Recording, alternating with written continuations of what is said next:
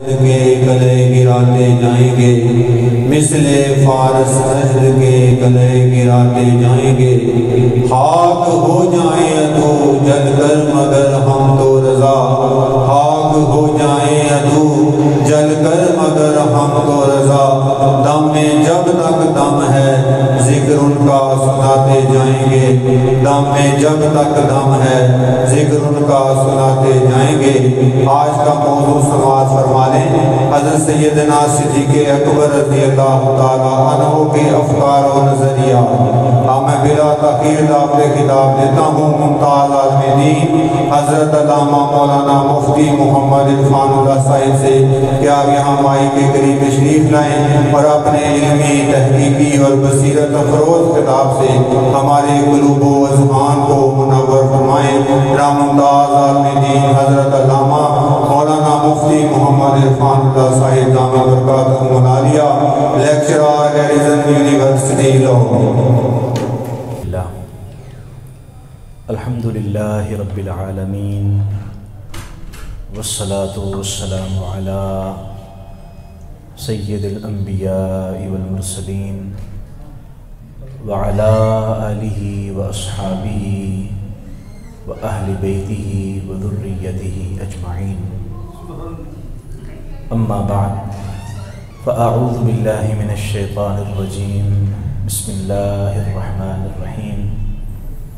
قال اللہ تبارک و تعالی فی القرآن المجید والفرقان الحمید،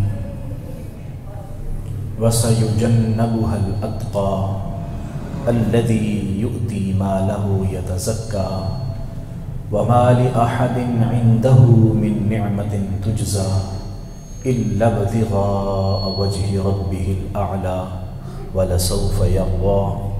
صدق اللہ مولانا العظیم وبلغنا رسوله النبی الامین الکریم الرؤوف الرحیم۔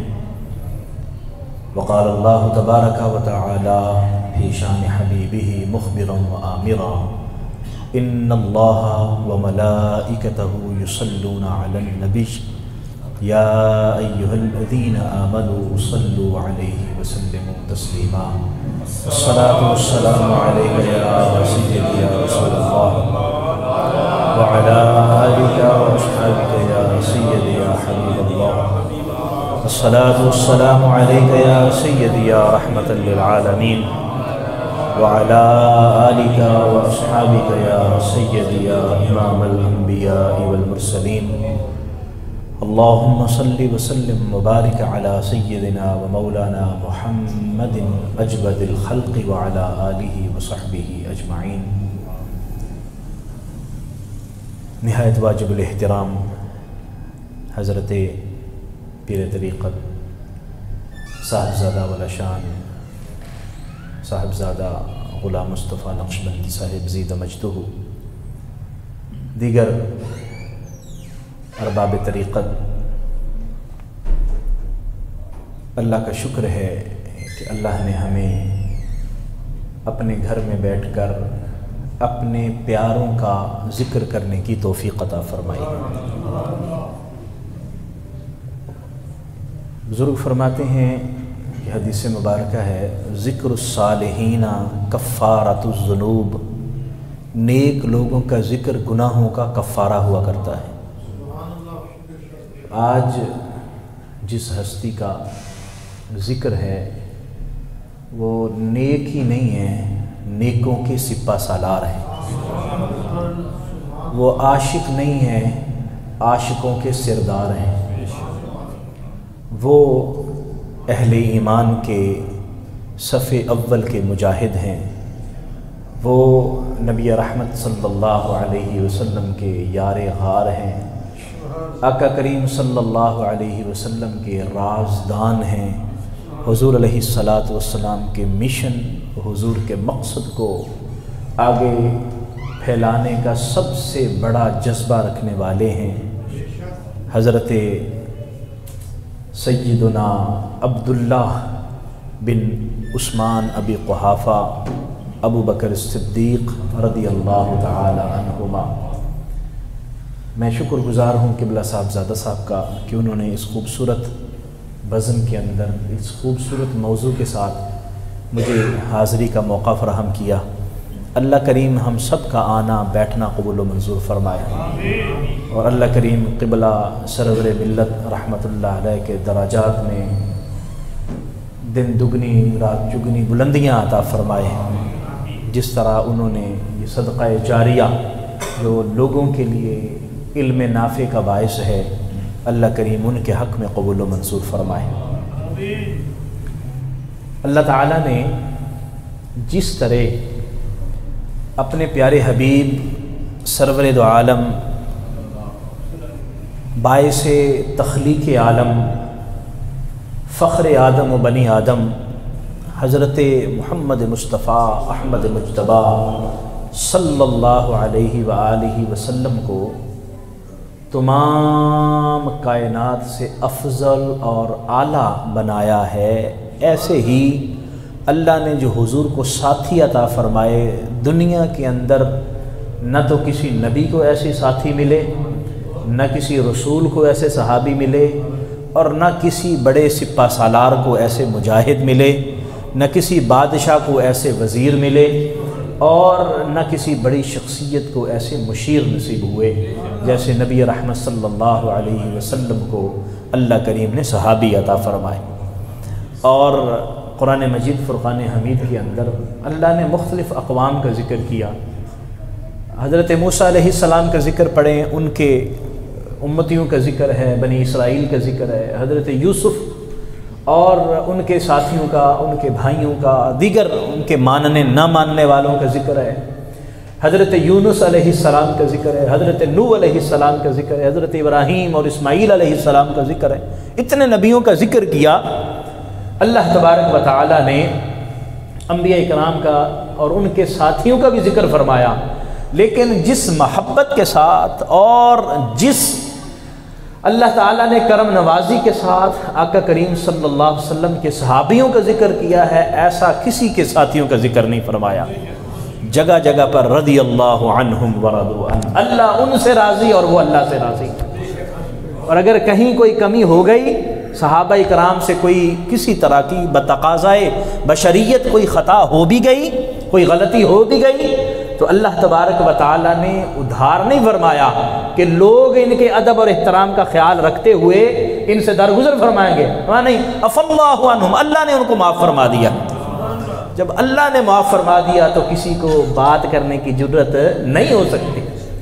اور یہ وہ صحابہ کرام جس کے بارے میں بزرگ فرماتے ہیں کہ اللہ نے سب سے بلند تر اور سب سے خوبصورت صحابی نبی رحمت صلی اللہ علیہ وسلم کو عطا فرمائے، اور ان سب کا جو سپہ سالار ہے، سب کا جو راج دلارا ہے، سب کا جو دلہ ہے، اس کا نام عبداللہ ہے، کنیت ابو بکر ہے، اور لقب صدیق اور عتیق ہے رضی اللہ تعالی عنہ۔ اللہ تعالیٰ نے وہ ساتھی عطا فرمائے، اور حضرت سیدنا ابو بکر صدیق رضی اللہ تعالی عنہ کی کئی خصوصیات ہیں، خصائص ہیں جو کسی اور جگہ میں نظر نہیں آتے۔ حضرت ابو بکر صدیق رضی اللہ تعالی عنہ انہی خصائص کی بدولت، انہی خصوصیات کی وجہ سے افضل البشر بعد الانبیاء کا رتبہ رکھتے ہیں۔ انبیاء کرام کے بعد سب سے افضل جو ہستی ہیں وہ حضرت سیدنا ابو بکر صدیق رضی اللہ تعالی عنہ۔ وہ خصوصیات، وہ کوالٹیز ان کے اندر موجود تھیں کہ اللہ تعالیٰ نے نبی رحمت صلی اللہ علیہ وسلم کا ساتھی ہونا ان کو نصیب فرمایا، اور ان کے نصیب کے اندر حضور کی قربت اور حضور علیہ الصلاۃ والسلام کی نیابت اللہ نے لکھ دی۔ حضرت سیدنا ابو بکر صدیق رضی اللہ تعالی عنہ وہ واحد صحابی ہیں جن کی 4 پشتیں، یعنی کہ ان کے والد سے شروع کریں تو ان کے پوتے تک جو ہے وہ نبی رحمت صلی اللہ علیہ وسلم کے صحابی بنتے ہیں۔ باپ بھی صحابی، خود بھی صحابی، بیٹا بھی صحابی، اور پوتا بھی صحابی۔ یہ شرف اور کسی کے پاس نہیں۔ کسی کا باپ صحابی ہے اور وہ خود صحابی ہے، آگے اولاد ابھی پیدا ہی نہیں ہوئی کہ آقا کریم صلی اللہ علیہ وسلم وصال فرما گئے۔ کسی کے باپ پہلے ہی وصال کر گئے، وہ خود صحابی ہیں، آگے بیٹا صحابی ہے، پوتا ابھی پیدا نہیں ہوا کہ آقا کریم صلی اللہ علیہ وسلم اس دنیا سے پردہ فرما گئے۔ اور کسی کا پوتا ہو گیا لیکن باپ نہیں ہے، تو حضرت سیدنا ابو بکر صدیق رضی اللہ تعالیٰ عنہ، والد بھی صحابی، والدہ بھی صحابی، حضور علیہ الصلاۃ کے غلام، سارے کا سارا کنبہ غلام، سارے کی ساری فیملی غلام، سارے کا سارا خاندان غلام، اور یہ شرف حضرت سیدنا ابو بکر صدیق رضی اللہ تعالیٰ عنہ کے پاس ہے۔ عبداللہ آپ کا اسم گرامی ہے، عبداللہ، اور آپ جانتے ہیں نبی رحمت صلی اللہ علیہ وآلہ وسلم فرمایا کرتے تھے کہ مجھے دو نام بڑے پسند ہیں، ایک عبداللہ اور ایک عبد الرحمن، یہ حضور کے پسندیدہ ناموں میں سے نام ہے۔ تو اللہ تعالیٰ نے اپنے محبوب کے محبوب ساتھی کا وہ نام پسند کیا جو آقا کریم صلی اللہ علیہ وسلم کو پسند، اور پھر وہ کنیت ابو بکر، اس کے اندر بھی ہمارے بزرگ کئی خصوصیات بیان کرتے ہیں کہ آپ کا چہرہ، آپ کا جسم، آپ کا ظاہری وجود بڑا خوبصورت تھا، اور اس خوبصورتی کی وجہ سے آپ کو ابو بکر کہا جاتا تھا۔ بعض کہتے ہیں کہ بکر کے اندر پہلے کا معنی پایا جاتا ہے، جو پھل ہوتا ہے کسی بھی موسم کا پہلا پھل ہوتا ہے اس کو باکورہ کہا جاتا ہے۔ اسی طرح وہ خاتون جو شادی شدہ نہیں ہوتی اس کو باکرہ کہا جاتا ہے۔ تو حضرت سیدنا ابو بکر صدیق رضی اللہ تعالی عنہ چونکہ پہلے ایمان لانے والے تھے، اس وجہ سے ابو بکر صدیق رضی اللہ تعالی عنہ کی کنیت ابو بکر کہلائی۔ اور صرف ابو بکر صرف ایمان لانے میں نہیں، بلکہ آپ کوئی بھی کام اٹھا کے دیکھ لیں، جس کام کو آپ اٹھائیں گے حضرت ابو بکر صدیق آپ کو پہلے نظر آئیں گے۔ نبی رحمت صلی اللہ علیہ وآلہ وسلم پہلے، اور دوسرے ابو بکر صدیق رضی اللہ تعالیٰ عنہ۔ اور صحابہ کرام کے اندر یہ چیز معروف تھی، مشہور تھی، اور حضور علیہ الصلاۃ یہ فرمایا کرتے تھے کہ یہ کام میں بھی کرتا ہوں، یہ کام ابو بکر بھی کرتے ہیں، اور یہ عمر بھی کرتے ہیں۔ یہ چیز مجھے بھی پسند ہے، یہ چیز ابو بکر کو بھی پسند ہے، یہ عمر کو بھی پسند ہے۔ گویا یہ ترتیب میرے آقا کریم صلی اللہ علیہ وسلم بیان فرما رہے تھے کہ میرے صحابہ، میں جو ذکر کر رہا ہوں وہ پہلے میرا، پھر میرے ابو بکر کا، اور پھر میرے عمر کا ہے۔ آقا کریم صلی اللہ علیہ وآلہ وسلم نے یہ بیان فرمایا۔ حضرت سیدنا ابو بکر صدیق رضی اللہ تعالی عنہ، آپ کی حیات طیبہ کا مطالعہ کریں تو انسان حیران رہ جاتا ہے کہ عشق کا وہ کون سا مقام تھا جس پر ابو بکر صدیق فائز تھے۔ ان کی اپنی خواہش کیا تھی، ان کی اپنی سوچ کیا تھی، ان کی اپنی فکر کیا تھی۔ ان کی سوچ اور فکر کا آپ مطالعہ کریں تو سارے کا سارا جو ہمیں نقطہ اور مرکز نظر آتا ہے وہ نبی رحمت صلی اللہ علیہ وسلم کی غلامی نظر آتی ہے۔ جو چیز بھی آپ کو ان کی ذات کے اندر نظر آئے گی، آپ کو کھینچ کھانچ کے نبی رحمت صلی اللہ علیہ وسلم کی اتباع کی طرف لے جائے گی۔ ان کا خوف خدا، ان کا عشق رسول، ان کا اتباع مصطفیٰ صلی اللہ علیہ وسلم، ان کا مجاہدہ، ان کی ریاضت، ان کا جہاد فی سبیل اللہ، ان کا حضور علیہ الصلاۃ کی سنت پر عمل پیرا رہنا، ان کا لوگوں کے لیے غصہ، ان کا لوگوں کے ساتھ جھگڑا، یہ ساری کی ساری چیزوں کو آپ دیکھیں تو نبی رحمت صلی اللہ علیہ وسلم کی محبت اور حضور کا عشق نظر آتا ہے۔ سب چیزوں سے پیچھے، ہر چیز کے پیچھے اگر اصل محرک کوئی ہے تو وہ حضور علیہ الصلاۃ کا تعلق ہے۔ اصل جو چیز ان کو کسی بھی کام کرنے پر آمادہ کرتی ہے نبی رحمت صلی اللہ علیہ وسلم کی اطاعت ہے، حضور کی محبت ہے، نبی رحمت صلی اللہ علیہ وسلم کے تعلق کی وجہ ہے آپ جو بھی کرتے ہیں وہ کرتے ہیں۔ اور پھر مزہ یہ ہے کہ میں بیان کروں، میں تو ان کا خادم، آپ ان کے خادم، آپ ان کے غلام، میں ان کا غلام، ہم ان کی شان بیان کریں، ہم غلام ہیں نا، تو غلاموں کا کام کیا ہوتا ہے؟ اپنے آقا کی شان بیان کرنا، اپنے آقا کی تعریف کرنا، اور اپنے آقا کے اوصاف حمیدہ بیان کرنا۔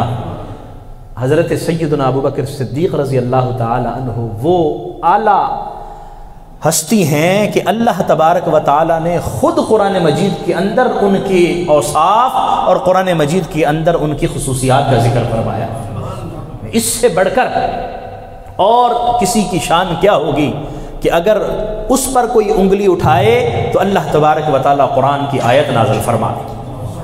اگر ان کو کوئی بات کرے تو اللہ کو پسند نہ آئے، اللہ جل مجدہ الکریم جبریل کو بھیجیں اور فرمائیں جبریل جاؤ اور یہ آیت مبارکہ لے کے چلے جاؤ۔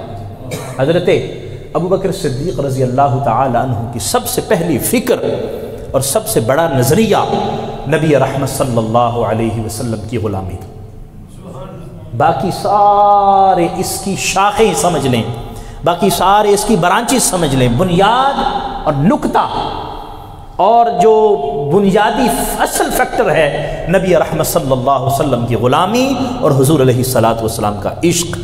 آپ جس جگہ پر دیکھ لیں آپ کو حضرت ابو بکر صدیق رضی اللہ تعالی عنہ کی ذات بابرکات سب سے آگے نظر آئے گی، حضور علیہ الصلاۃ والسلام پر ایمان لانے میں، نبی رحمت صلی اللہ علیہ وآلہ وسلم کی خاطر مار کھانے میں، نبی رحمت صلی اللہ علیہ وسلم پر اپنا مال قربان کرنے میں، حضور علیہ الصلاۃ والسلام کی خاطر اپنا گھر بار قربان کرنے میں، حضور علیہ الصلاۃ والسلام کی خاطر لوگوں کی باتیں سہنے میں، نبی کریم صلی اللہ علیہ وسلم کی خاطر تلوار نکالنے میں، نبی رحمت صلی اللہ علیہ وسلم کی خاطر لوگوں سے جھگڑا کرنے میں۔ اب جو چیز دیکھیں، حضور کی خاطر آپ صلی اللہ علیہ وسلم کے اوصاف حمیدہ پر عمل کرنے میں، حضور کی خاطر حضور کے دین کو سنبھالنے میں، حضور کی خاطر حضور کی امت کو سنبھالنے میں اگر ہمیں کوئی ذات بابرکات نبی رحمت صلی اللہ علیہ وسلم کے بعد نظر آتی ہے تو ابو بکر صدیق ہیں، اور اس کے پیچھے بنیادی نقطہ نبی رحمت صلی اللہ علیہ وسلم کی محبت اور عشق۔ اللہ تبارک و تعالیٰ ان سے راضی ہوا اور اللہ تعالیٰ نے ان کے بہت بلند درجات بیان فرما دیے۔ حضرت سیدنا ابو بکر صدیق رضی اللہ تعالی عنہ ایمان لے کے آتے ہیں، حضور علیہ الصلاۃ والسلام کی بارگاہ اقدس میں سب سے پہلے اول من اسلم، حدیث کے الفاظ ہیں اول من اسلم، سب سے پہلے جنہوں نے اسلام قبول کیا وہ حضرت ابو بکر صدیق رضی اللہ تعالی عنہ۔ اور یہ کوئی چھوٹی سی بات نہیں ہے، یہ کوئی چھوٹی سی بات نہیں ہے۔ آپ دیکھیں آج کے دور میں دیکھیں، کسی بھی چیز کو ماننا، فوراً ماننا ہمارے لیے بہت مشکل ہو جاتا ہے، کسی بھی چیز کو فوراً قبول کرنا بہت مشکل ہو جاتا ہے۔ ہم اس کو دیکھتے ہیں، اس کو سوچتے ہیں، اس کو پرکھتے ہیں، اور پھر اس کا مطالعہ کرتے ہیں، اس کی اسٹڈی کرتے ہیں، اس کو جانچ پرکھ کرتے ہیں، پھر جا کے اس کو تسلیم کرتے ہیں۔ حضرت ابو بکر صدیق نبی رحمت صلی اللہ علیہ وآلہ وسلم کے دوست تھے، اعلان نبوت سے پہلے بھی دوست تھے، اور جب اعلان نبوت کے بعد نبی رحمت صلی اللہ علیہ وسلم نے حضرت ابو بکر صدیق کو دعوت دی اور فرمایا ابو بکر میں اللہ کا نبی ہوں، قبول کر لو۔ تو بعض روایات میں آتا ہے کہ آپ نے دلیل بھی نہیں پوچھی کہ حضور کوئی دلیل، اور بعض میں آتا ہے حضور سے عرض کی کہ یا رسول اللہ صلی اللہ علیہ وسلم آپ کی نبوت کی دلیل کیا ہے؟ حضور نے فرمایا وہ خواب جو تم نے دیکھا تھا۔ اور بعض میں ہے کہ جب یہ شام کی طرف سفر میں گئے تھے تو وہاں ایک راہب سے ملاقات ہوئی تھی، اس نے پیشین گوئیاں کی، تو حضور علیہ السلام نے فرمایا وہ جو راہب نے تمہیں بات بتائی تھی وہ میری نبی ہونے کی دلیل ہے۔ تو بغیر کسی ہچکچاہٹ کے، بغیر کسی تردد کے حضرت ابو بکر صدیق رضی اللہ تعالیٰ عنہ حضور علیہ السلام پر ایمان قبول کر لیتے ہیں۔ اور قرآن مجید فرقان حمید نے جو فرمایا لا یستوی منکم من انفق من قبل الفتح وقاتل اولئک اعظم درجۃ من الذین انفقوا من بعد وقاتلوا، فرمایا وہ لوگ جو پہلے ایمان قبول کر چکے ہیں وہ رتبے مقام کے اندر ان لوگوں سے کہیں زیادہ ہیں جو بعد میں ایمان قبول کرنے والے ہیں۔ تو یہ تو یہاں پر من قبل الفتح کے الفاظ ہیں نا، فتح سے پہلے، یعنی فتح مکہ سے پہلے اور فتح مکہ کے بعد۔ اور مفسرین کرام فرماتے ہیں کہ اس آیہ مبارکہ کے مصداق اول، اس آیہ مبارکہ کے سب سے پہلے مصداق حضرت سیدنا ابو بکر صدیق رضی اللہ تعالیٰ عنہ، کیونکہ انہوں نے سب سے پہلے ایمان قبول کیا، اور جو سب سے پہلے ایمان قبول کیا تو اللہ فرماتا اولئک اعظم درجۃ، ان کا درجہ سب سے اعظم ہے، سب سے بلند ہے۔ تو جس کے ایمان کی ابتدا، جس کے ایمان کو پہل نصیب ہوگی وہ سبقت لے جائے گا اللہ تبارک و تعالیٰ کی بارگاہ میں، اس کے رتبے اور مقام بھی افضل اور اعلیٰ اور بلند درجہ ہوں گے۔ اللہ تعالیٰ نے حضرت سیدنا ابو بکر صدیق کو بلند درجات عطا فرمائے۔ حضرت سیدنا ابو بکر صدیق رضی اللہ تعالی عنہ کی حیات طیبہ نبی کریم صلی اللہ علیہ وآلہ وسلم کے مکمل حضور کے گرد گھومتی۔ مال جہاں خرچ کرنے کی باری آئی حضرت ابو بکر صدیق پیچھے نہیں رہے، جہاں پر جان دینے کی باری آئی حضرت ابو بکر صدیق پیچھے نہیں رہے، جہاں پر گھر لوٹانے کی باری آئی حضرت ابوبکر صدیق وہاں بھی پیچھے نہیں رہے۔ آپ احادیث مبارکہ دیکھیں نا تو آپ حیران ہوں گے کہ حضرت ابوبکر صدیق کا نظریہ یہ تھا، آپ کا خیال یہ تھا کہ جو کچھ میرے پاس ہے وہ نبی کریم صلی اللہ علیہ وسلم کا ہے، اور حضور علیہ الصلاۃ والسلام بھی اس کو قبول فرماتے تھے۔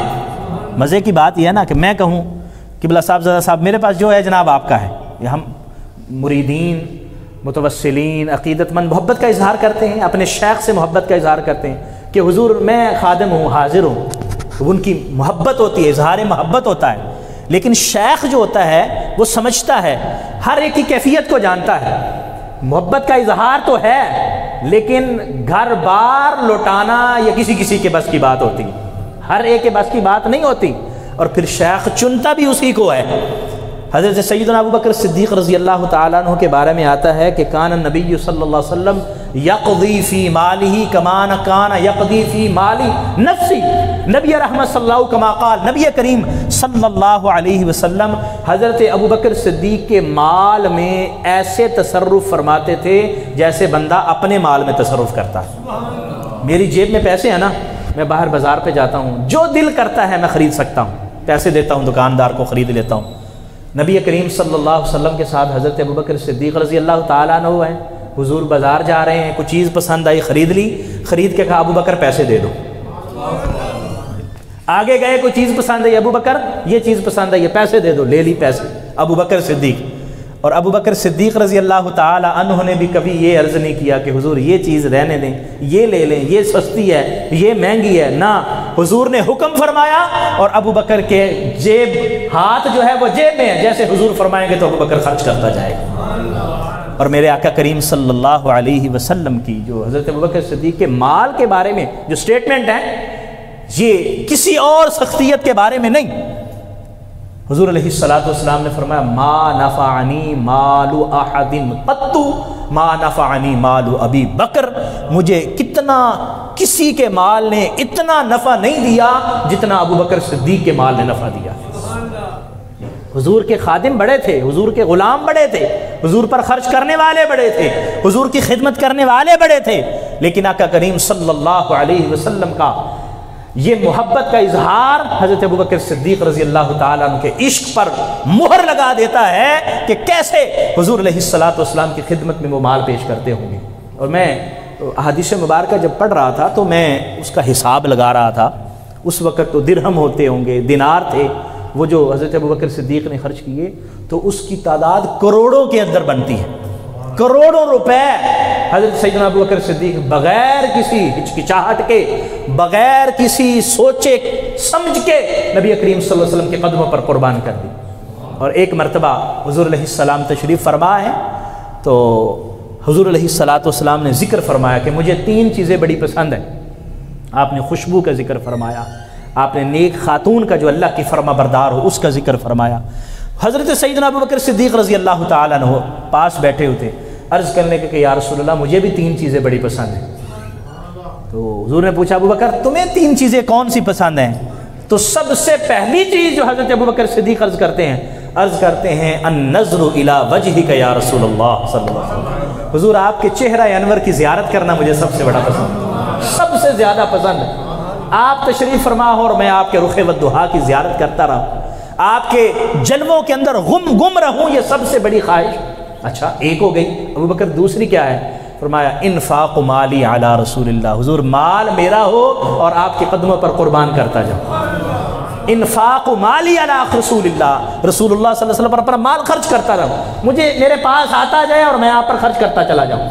اچھا تیسری چیز کیا ہے؟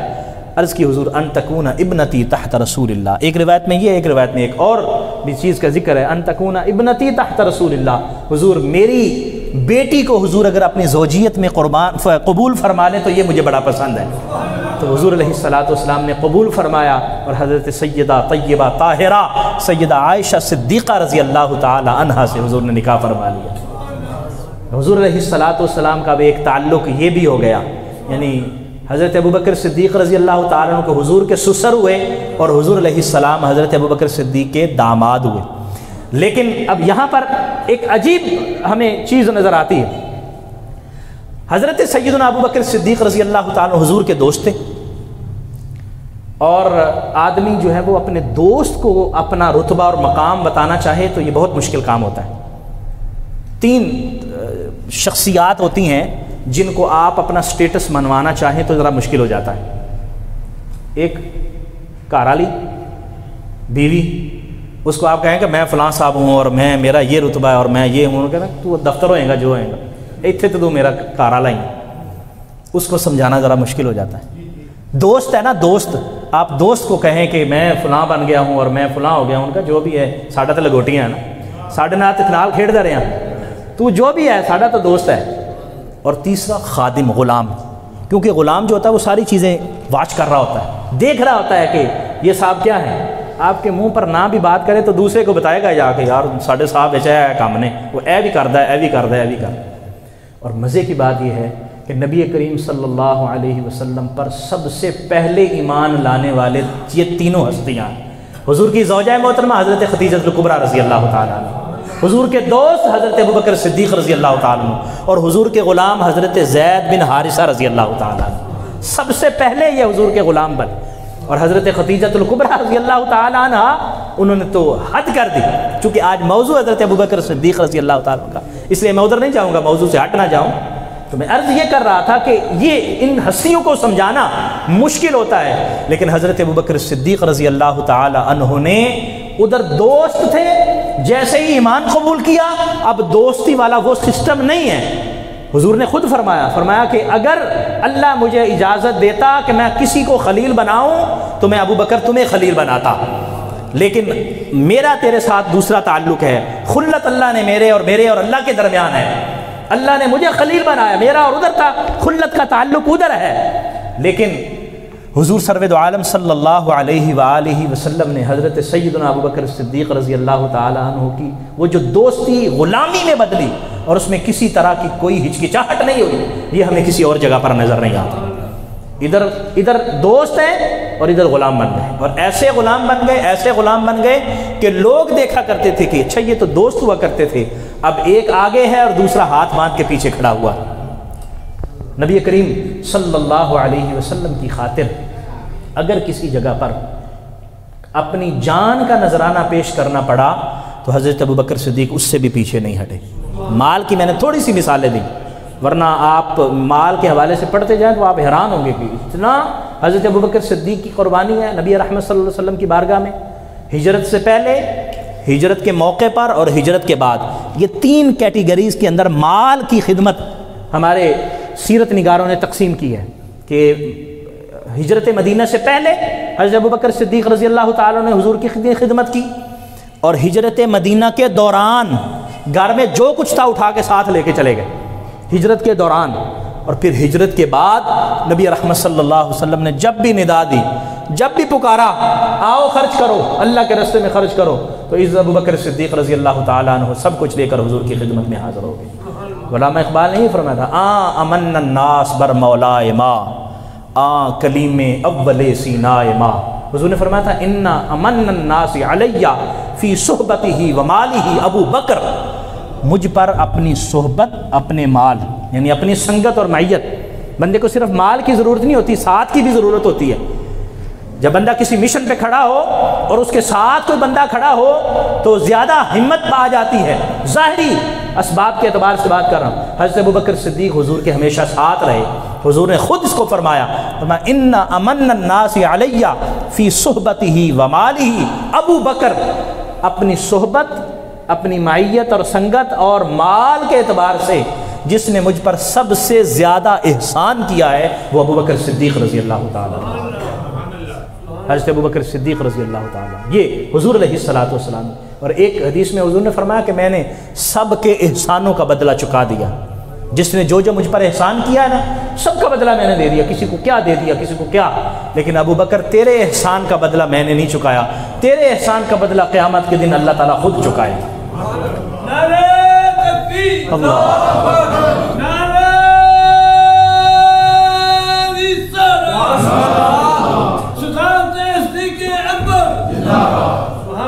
اور پھر جہاں جان کا نذرانہ پیش کرنے کی باری آئی تو حضرت ابوبکر صدیق اس سے بھی پیچھے نہیں ہٹے۔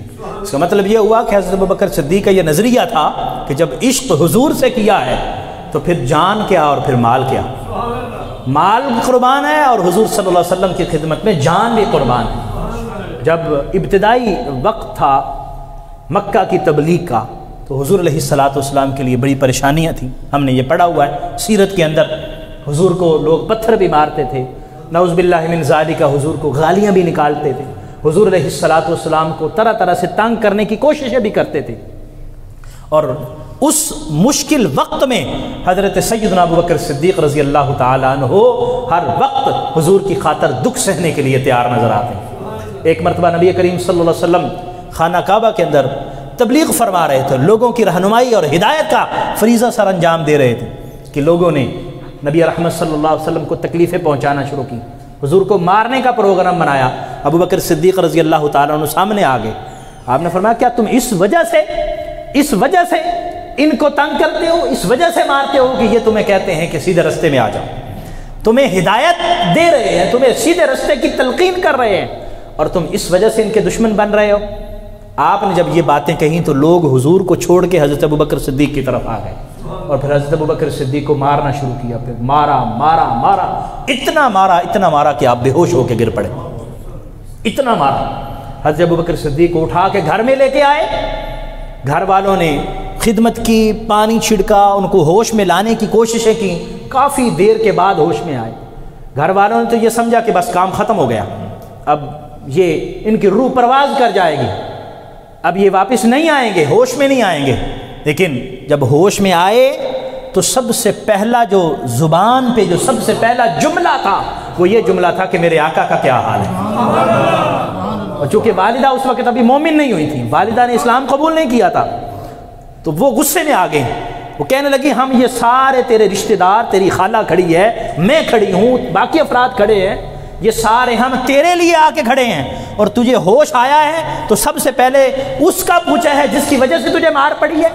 وہ ناراض ہو رہی تھی، انہوں نے کہا جب تک میں ان کے بارے میں نہیں جان لوں گا مجھے سکون نہیں آئے گا۔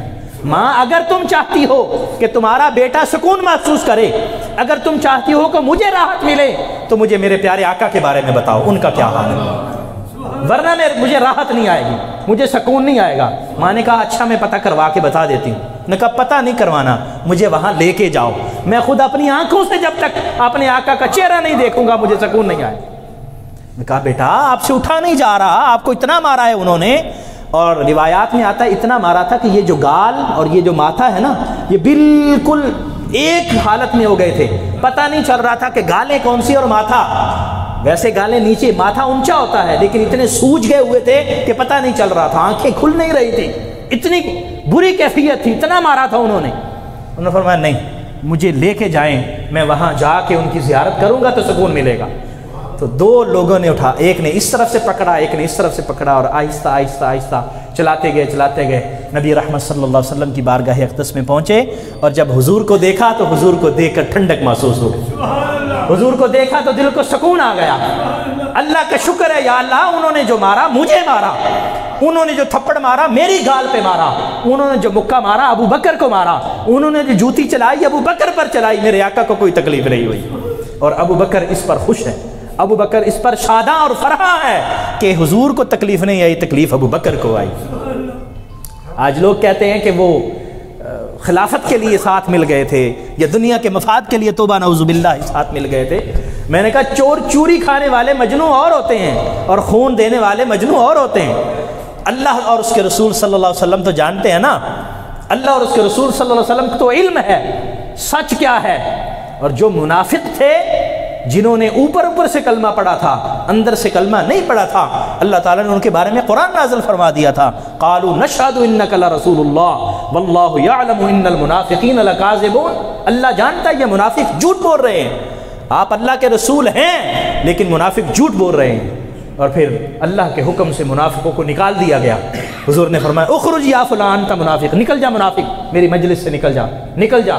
اور آقا کریم صلی اللہ علیہ وسلم نے اپنے ان دو ساتھیوں کے بارے میں کیا فرمایا؟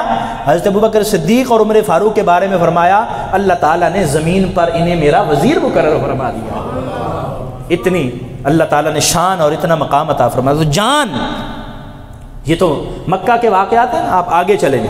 حضرت علی المرتضیٰ شیر خدا رضی اللہ تعالی عنہ سے کسی نے پوچھا، علی، بلکہ حضرت علی نے لوگوں سے پوچھا، من اشجع الناس، لوگوں مجھے یہ بتاؤ کہ سب سے بہادر شخص کون ہے، لوگوں میں سب سے بہادر شخص کون ہے؟ تو آگے جو بیٹھے تھے امیر المؤمنین حضرت علی المرتضیٰ رضی اللہ تعالی عنہ خطاب فرما رہے ہیں، اور یہ زمانہ خلافت ہے مولا علی شیر خدا رضی اللہ تعالی عنہ کا، آپ سوال فرما رہے ہیں اور آگے بیٹھنے والے عرض کرتے ہیں انت یا امیر المومنین، حضور آپ ہیں سب سے بڑے شجاع، سب سے بڑے بہادر آپ ہیں۔ اور حضرت مولا علی کی شجاعت تو زمانہ جانتا ہے نا، زمانہ جانتا ہے۔ اگر کسی نے دیکھنی ہو مولا علی کی شجاعت تو غزوہ بدر سے لے کر اور غزوہ فتح مکہ اور اس کے غزوہ موتا تک سارے غزوات دیکھ لیں، نہیں تو خیبر پہ جا کے دیکھ، خیبر کے احوال پڑھ کے دیکھ لیں، غزوہ خندق کو پڑھ کے دیکھ لیں، مولا علی شیر خدا کی شجاعت اور بہادری۔ مولا علی پوچھ رہے ہیں کون شجاع ہے؟ انہوں نے کہا انت یا امیر المومنین، آپ ہیں۔ آپ نے فرمایا نہیں، سب سے بڑا بہادر میں نہیں ہوں۔ حضور پھر کون ہے؟ لوگوں پر حیرانگی طاری ہوئی، بھی آپ نہیں ہیں تو کون ہے؟ حضرت علی المرتضیٰ شیر خدا رضی اللہ تعالیٰ عنہ فرماتے ہیں سب سے بڑا بہادر میں نہیں ہوں، سب سے بڑے بہادر ابو بکر صدیق رضی اللہ تعالیٰ عنہ۔ اللہ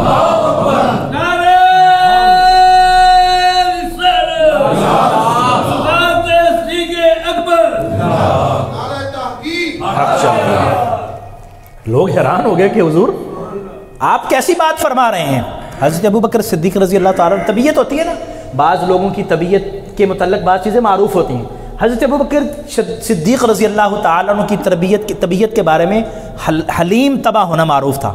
آپ نرم مزاج تھے، حلیم طبع تھے، ساری باتیں ہیں، لیکن وہ حلیم طبع ایک خاص مقام پہ رہ کر تھے، جہاں میرے آقا کریم صلی اللہ علیہ وسلم کے ادب کی باری آتی تھی وہاں علم ختم ہو جاتا تھا، جہاں میرے آقا کریم صلی اللہ علیہ وسلم کے مقام و مرتبہ کی باری آتی تھی وہاں ابو بکر صدیق رضی اللہ تعالیٰ عنہ ایک سپہ سالار کی طرح، ایک جری بہادر کی طرح تلوار نکال کے سامنے نظر آتے ہیں۔ حضرت علی المرتضیٰ شیر خدا رضی اللہ تعالیٰ عنہ نے فرمایا میں تمہیں بتاتا ہوں کہ مجھے کیسے پتا چلا کہ ابو بکر صدیق سب سے بہادر ہے۔ حضور فرمائیے۔ آپ نے فرمایا جب نا غزوہ بدر کا موقع تھا نا، غزوہ بدر، اس وقت ہم سب کی خواہش تھی حضور کی خاطر قربان ہونے کو، حضور علیہ السلام کے لیے جہاد کرنے کے لیے ہم سارے حاضر ہو گئے۔ جب حضور علیہ السلام نے اعلان فرمایا نا، آپ نے فرمایا کہ یہاں میرے ساتھ عریش جس جگہ پر حضور کا چبوترا بنا تھا، یہاں پر میرے ساتھ کون رہے گا؟ تم سب آگے جاؤ گے، کوئی میمنہ کی طرف ہوگا، کوئی میسرہ میں ہوگا، کوئی قلب میں ہوگا، لشکر کے کوئی دائیں ہوگا، کوئی بائیں ہوگا، کوئی درمیان میں ہوگا، میرے ساتھ یہاں کون ہوگا؟ حضرت علی المرتضیٰ فرماتے ہم سارے خاموش ہو گئے، چپ ہو گئے۔ ہم بڑے شوق اور جذبے کے ساتھ جہاد کے لیے نکلے تھے، یہاں آ کے چپ ہو گئے کہ حضور کے ساتھ کون کھڑا ہو۔ حضور کے ساتھ کھڑے ہونے کا مطلب کیا ہے؟ حضور کے ساتھ کھڑے ہونے کا سیدھا سادہ مطلب ہے موت کو دعوت دینا۔ کیوں؟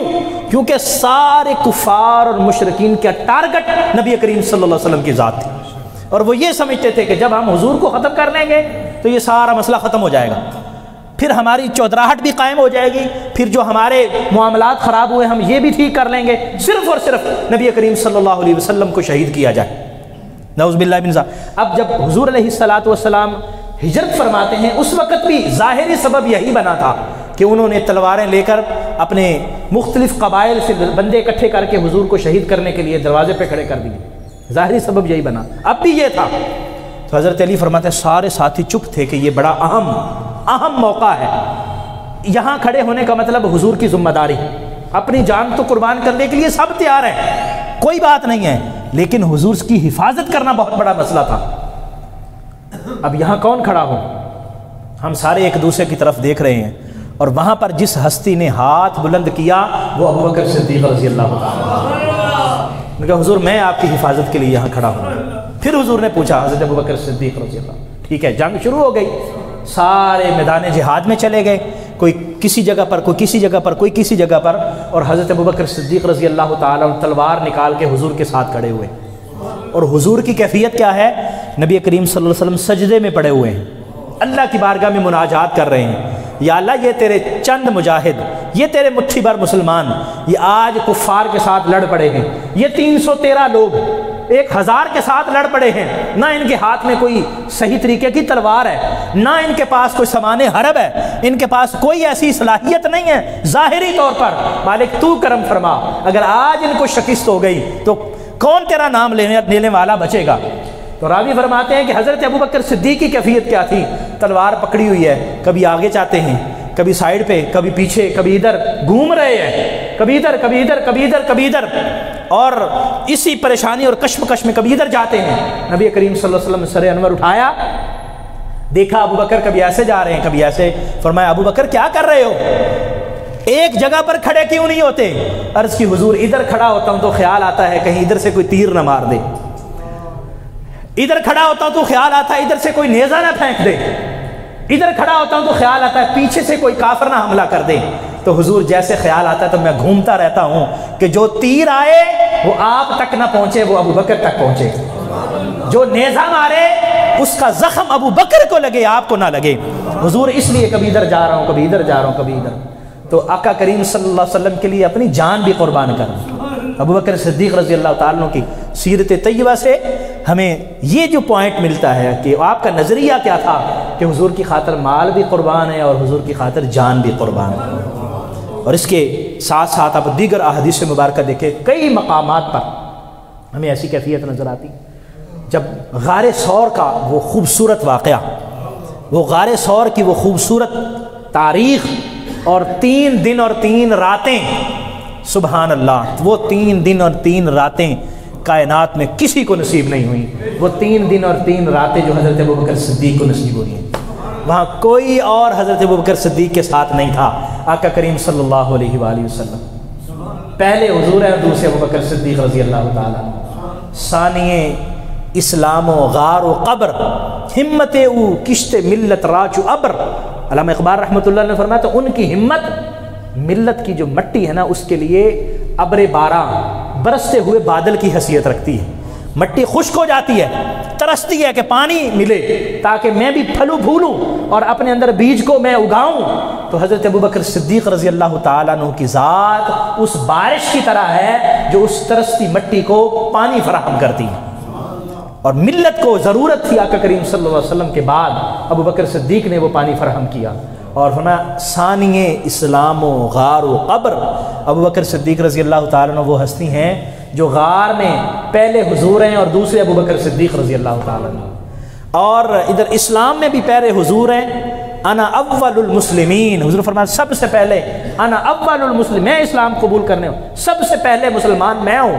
اور اقبال فرماتے دوسرے مسلمان حضرت ابوبکر صدیق رضی اللہ تعالیٰ عنہ، اور سب سے پہلے روضہ انور میں دفن ہونے والے نبی کریم صلی اللہ علیہ وسلم ہے اور دوسرے حضرت ابوبکر صدیق رضی اللہ تعالیٰ عنہ۔ تو غار کے اندر جو کیفیات ہوں، اس کے غار کے جو ماحول ہے، اس کی بڑی خوبصورت تشریحات ہیں، اس کے اپنے روحانی پہلو ہیں، اس کی بہت خوبصورت تعبیرات ہمارے صوفیاء نے بیان فرمائی ہے کہ جہاں حضرت ابوبکر صدیق رضی اللہ تعالی عنہ کو حضور کی معیت حاصل ہوئی تو ابوبکر صدیق نے اپنا سب کچھ، مال بھی ساتھ لائے تھے، وہ رستے میں خرچ ہوتا رہا، اور جان بھی ساتھ لائے تھے کہ جہاں موقع ملے تو میں جان حضور کے قدموں پر قربان کروں گا۔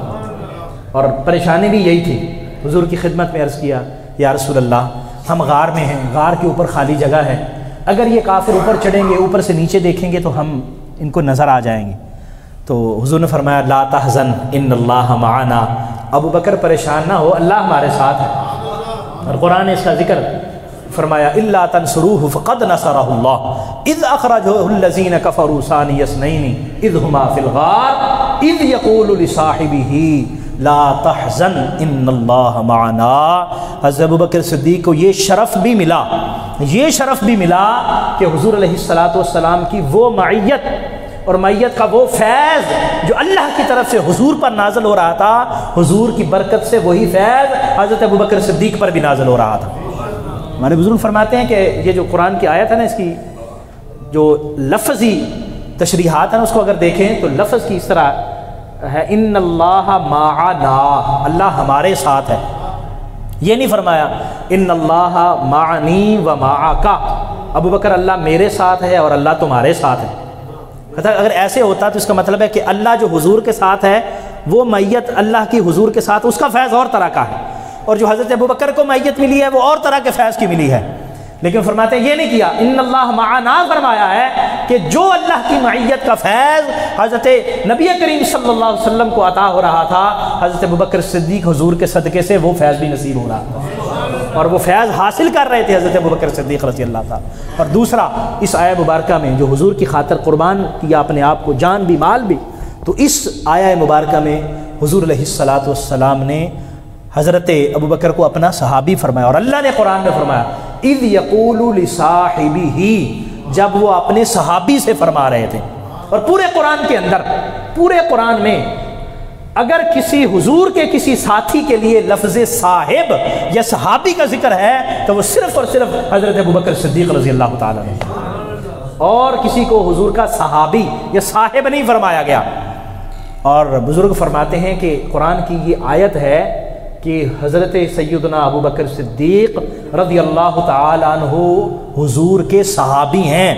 اب اگر کوئی شخص حضرت ابوبکر صدیق کو حضور کا صحابی نہ مانے تو وہ قرآن کی اس آیت کا انکار کرے گا، قرآن کی اس آیت کا انکار کرے گا، اور جو قرآن کی آیت کا انکار کرے گا اس کا پھر ایمان کہاں باقی رہ جاتا ہے؟ وہ تو کام خراب ہو گیا، وہ تو ختم ہو گیا۔ صرف حضرت ابوبکر صدیق رضی اللہ تعالیٰ عنہ کی صحابیت کا انکار کرنے کی وجہ سے اندازہ لگا لے کتنا شان اور مقام اللہ تعالیٰ نے حضرت ابوبکر صدیق رضی اللہ تعالیٰ عنہ کو عطا فرمایا۔ نبی کریم صلی اللہ علیہ وآلہ وسلم کے ساتھ رہے، اور جب یہ مرحلہ گزرا، وہ غار ثور کے اندر جو واقعات پیش آئے، وہ سانپ والا واقعہ آپ سنتے رہتے ہیں، میں وہ اس کو سکپ کر رہا ہوں، وہ سارا وہ جان قربان کرنے کے ذمرے میں ساری چیزیں آتی ہیں۔ اس میں ایک اور چیز میں جو ہمارے صوفیاء نے بیان کی، میں وہ صرف بیان کر کے، چونکہ اہل تصوف کی اور صوفیاء کرام کی یہ محفل ہے، میں وہ ضرور عرض کرنا چاہوں۔ ہمارے محدث حضرت عبدالعزیز محدث دہلوی رحمۃ اللہ علیہ نے تفسیر عزیزی کے اندر ایک واقعہ ذکر کیا ہے حضرت خواجہ باقی باللہ رحمۃ اللہ علیہ کا۔ حضرت خواجہ باقی باللہ رحمۃ اللہ، اقرأ بسم ربک الذی خلق، یہ جو آیہ مبارکہ اس کی تفسیر میں وہ فرماتے ہیں کہ جب حضرت جبریل امین حضور کی خدمت میں حاضر ہوئے اور اللہ کی طرف سے امانتیں لے کر آئے تھے، اور حضور علیہ الصلاۃ والسلام کو وہ امانتیں سپرد کی۔ اب ایک تو وہ قولی طور پر بیان کی، اقرأ بسم ربک الذی خلق، حضور نے فرمایا ما انا بقارئ، اقرأ فرمایا ما انا بقارئ، یہ تو زبانی باتیں تھیں۔ اور ایک اس میں یہ بھی تھا کہ حضرت جبریل امین نے حضور علیہ الصلاۃ والسلام کو سینے سے لگایا تھا، اور وہ سینے سے کچھ فیض کا انتقال ہوا، جو وہاں سے اللہ کی طرف سے فیض حضرت جبریل امین کو امانت دی گئی کہ جاؤ میرے نبی کے سپرد کراؤ۔ فرماتے ہیں کہ وہاں توجہ کی بحث ہوتی ہے، توجہ کس تین طرح کی ہوتی ہے، توجہ مختلف طرح کی ہوتی ہے۔ فرماتے ہیں ایک توجہ ایسی ہوتی ہے کہ جب شیخ اپنے مرید کو توجہ کرتا ہے تو وہ مرید توجہ، اس کو توجہ اتحادی کہا جاتا ہے۔ وہ توجہ ایسی ہوتی ہے کہ شیخ اور مرید اس فیض میں متحد ہو جاتے ہیں۔ جب متحد ہوتے ہیں تو شیخ اپنا ظاہری فیض، ظاہری حلیے کا فیض بھی دیتا ہے اور باطنی فیض بھی دیتا ہے، اور وہاں کیفیت یہ ہوتی ہے کہ اس کا باطن، مرید کا باطن شیخ کے باطن کی طرح ہو جاتا ہے، اور مرید کا ظاہر شیخ کے ظاہر کی طرح ہو جاتا ہے، اتحاد ہو جاتا ہے۔ اس کو توجہ اتحادی کہتے ہیں۔ آپ نے دیکھا ہوگا کہ بہت سارے ہمارے بزرگ جو مرید صحیح معنوں میں شیخ کا متبع ہو، تو آپ نے دیکھا کہ وہ اس کی شکل بھی ایسے لگتی ہے کہ جیسے وہ بزرگ ہے، اپنے پیر کی طرح شکل ہو جاتی ہے، مرشد کی طرح، شکل بھی مرشد کی طرح اور اندر بھی مرشد کی طرح، باطن بھی مرشد کی طرح ہو جاتا ہے۔ فرماتے ہیں یہ توجہ اتحادی ہے۔ اور یہاں حضرت خواجہ باقی باللہ کا انہوں نے واقعہ ذکر کیا، اور فرماتے ہیں کہ ایک مرتبہ حضرت خواجہ باقی باللہ رحمۃ اللہ علیہ کی خانقاہ میں مہمان آئے، تو اتفاق سے خانقاہ میں کھانے کے لیے کچھ نہیں تھا، اور ساتھ ایک نان بھائی تھا روٹیاں لگانے والا، تندور والا۔ اس کو پتہ چلا کہ شیخ کے مہمان آئے ہیں، تو اس نے تازی تازی اچھی اچھی روٹیاں لگائیں، گرم گرم روٹیاں لا کے مہمانوں کے سامنے پیش کر دیں۔ حضرت خواجہ باقی باللہ بہت خوش ہوئے، کیونکہ فقراء صوفیاء کرام کا دسترخوان ایسا ہوتا ہے جو بھی آتا ہے اس سے اس کو کھانے کو ضرور نصیب ہوتا ہے، اور اگر مہمان کو کھانا نصیب نہ ہو یا کھلا نہ سکے تو صوفیاء کو تکلیف ہوتی ہے، میرے مہمان ہیں اور ان کو کوئی کھلا نہیں سکا، کوئی پلا نہیں سکا۔ یہ صوفیاء کا ایک خاص مشرب ہوتا ہے۔ تو خیر آپ بڑے خوش ہوئے، مہمان چلے گئے، اس نان بھائی کو بلایا، فرمایا آؤ تندور والے، روٹیاں لگانے والے، آج بڑے خوش ہوئے ہیں تجھ سے، تو نے بڑی مہربانی کی ہمارے مہمانوں کو کھانا کھلایا، مانگ کیا مانگتا ہے، کچھ مانگ لے۔ تو اس نے کیا نہیں حضور بس میری خدمت کو قبول فرما لیں۔ آپ نے فرمایا نہیں تو مانگ، آج میں دوں گا۔ ان کا جو مانگوں گا دوں گا۔ آپ نے فرمایا جو مانگوں گا دوں گا۔ تو عرض کرنے لگے کہ پھر اس طرح کریں کہ مجھے بھی باقی بلہ بنا دیں، آپ باقی بلہ ہیں پھر مجھے بھی باقی بلہ بنا دیں۔ آپ نے فرمایا ابھی چیز تو ڈاڈی مانگ لئی، باقی بلہ بننا کوئی چھوٹی سی بات ہے، باقی بلہ۔ آپ نے فرمایا اچھا آ جا۔ پھر اس کو ساتھ اپنے حجرہ عبادت میں لے گئے جہاں اللہ کی بارگاہ میں راز و نیاز کیا کرتے تھے، عبادات کیا کرتے تھے۔ اور شیخ عبدالحزیز محدث دہلوی رحمۃ اللہ علیہ فرماتے ہیں کہ پھر حضرت شیخ باقی باللہ رحمۃ اللہ علیہ نے توجہ اتحادی ڈالی، توجہ جب کی تو وہ سارا فیض پھر منتقل کیا، اس کو عطا کیا۔ اور خادم کہتے ہیں کہ جب تھوڑے دیر کے بعد جب باہر آئے تو نان بھائی اور حضرت باقی باللہ اندر گئے تھے، جب باہر آئے تو اب نان بھائی نظر نہیں آ رہا تھا، دو باقی باللہ نظر آ رہے تھے۔ اب ایک تو اصل باقی باللہ تھے اور دوسرا وہ نان بھائی، اب اس کی ساری ظاہری شکل اور صورت وہ حضرت باقی باللہ کی طرح ہو گئی تھی۔ اب وہ کہہ رہے تھے ہمیں پہچاننے میں دشواری آ رہی تھی، اس میں اصل باقی باللہ کون سا ہے اور دوسرا نان بھائی کون سا ہے، جس نے فیض حاصل کیا وہ باقی باللہ کون سا ہے۔ فرماتے تھوڑی دیر ہم نے جب غور کیا تو ہمیں سمجھ آ گئی کہ یہ جو اپنی ہوش و حواس میں قائم دائم ہے یہ اصل باقی باللہ ہیں، اور جو لٹکڑا رہا ہے اور کانپ رہا ہے یہ وہ نان بھائی باقی باللہ بنا ہے۔ فرماتے ہیں پھر وہ 2-3 دن جو ہے وہ جنگل کی طرف نکل گیا، پھر اس کا کوئی پتہ نہیں چلا۔ کچھ عرصے کے بعد پتہ چلا کہ اس کی روح پرواز کر گئی۔ اس فیض کو سنبھالنا بھی بڑا کام ہے۔ اب آئیے، اب یہ واقعہ اصل میں سنا کر آپ کو میں غار ثور کی طرف لانا چاہتا ہوں۔ اب غار ثور میں یہاں حضرت باقی باللہ رحمۃ اللہ علیہ نے چند لمحوں کے لیے یا چند منٹوں کے لیے یا چند گھنٹوں کے لیے حضرت خواجہ باقی باللہ نے اس نان بھائی کو اپنی معیت اور سنگت عطا کی اور اس کو توجہ کی، اور اس کی حالت یہ ہو گئی کہ اس کی ظاہری شکل و صورت بھی حضرت باقی باللہ کی طرح ہو گئی۔ فرماتے ہیں کہ جس ہستی نے 3 دن اور 3 راتیں نبی کریم صلی اللہ علیہ وسلم سے فیض لیا ہوگا اس کی صورتحال کیا ہوگی، اس کا مقام اور اس کا مرتبہ کیا ہوگا، اس کے اندر کو فیض کو دیکھے گا تو کون دیکھے گا، اور اس کے مقام و مرتبے کا اندازہ لگائے گا تو کون لگائے گا۔ اور اس کی ایک جھلک ہمیں نظر آتی ہے جب مدینہ طیبہ پہنچتے ہیں، وہ سفر آگے جاری رہتا ہے۔ یہاں ایک اور بات جو قابل غور ہے وہ یہ ہے کہ ادھر جو باقی باللہ بنا تھا، نان بھائی باقی باللہ بنا تھا، وہ لڑکھڑا رہا تھا، وہ فیض کو اپنے اندر سمو نہیں سکا، برتن چھوٹا تھا، تقاضا بڑا کر دیا، برتن کلو کا تھا، من مانگ لیا کہ من ڈال دو۔ اب 1 کلو والے برتن میں من کیسے آئے گا، 2 من کیسے آئے گا؟ اور ادھر صورتحال یہ ہے کہ ادھر برتن میں ڈالا بھی گیا ہے اور آقا کریم صلی اللہ علیہ وسلم نے اپنے فیض سے برتن کو بھی بڑا فرما دیا۔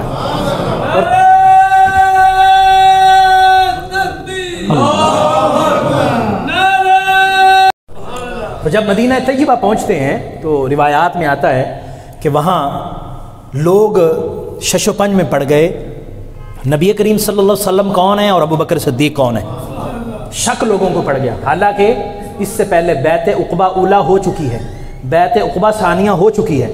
مکہ مدینہ کے لوگ مکہ میں گئے اور حضور سے بیعت کر کے حضور کو دعوت دی کہ حضور آپ مدینہ آ جائیں۔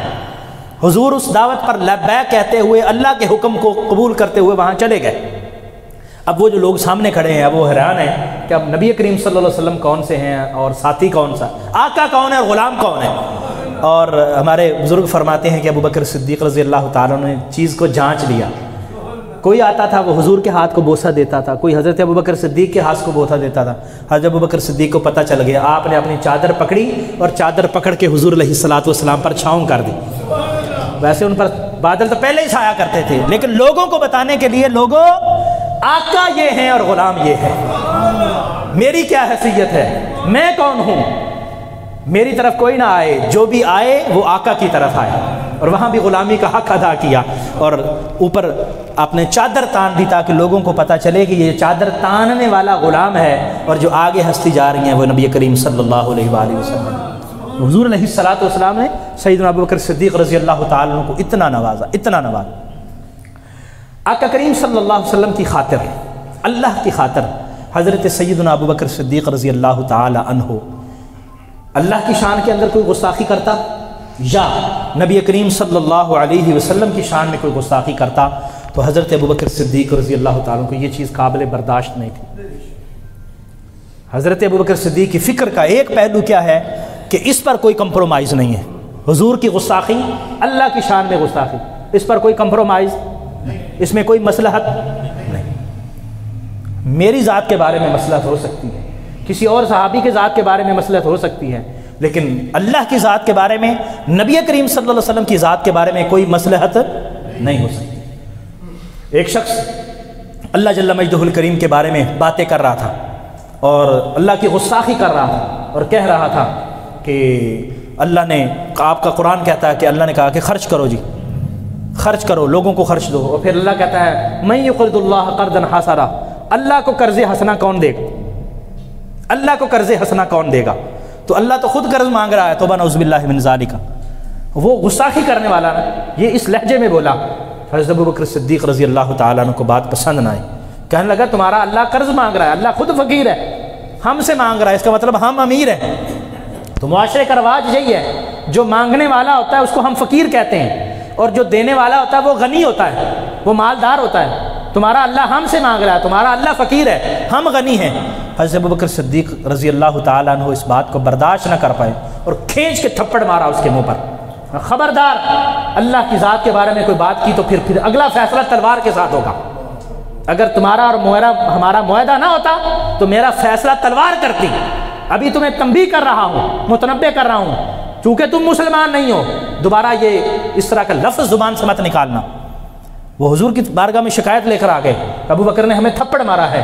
اللہ تعالیٰ نے قرآن کی آیت نازل فرمائی اور مکر گئے، وہ کہنے لگے کہ ہم نے تو کوئی بات نہیں کی، ابو بکر نے ویسے تھپڑ مارا ہے۔ اللہ تبارک و تعالیٰ نے قرآن نازل فرمایا، فرمایا لقد سمع اللہ قول الذین قالوا ان اللہ فقیر ونحن اغنیاء، یہ جھوٹ بول رہے ہیں، اللہ اس بات کی گواہی دیتا ہے، اللہ نے یہ سنا ہے کہ انہوں نے کہا تھا اللہ فقیر ہے اور ہم غنی ہیں، ابو بکر سچ بول رہا ہے، یہ لوگ جھوٹ بول رہے ہیں۔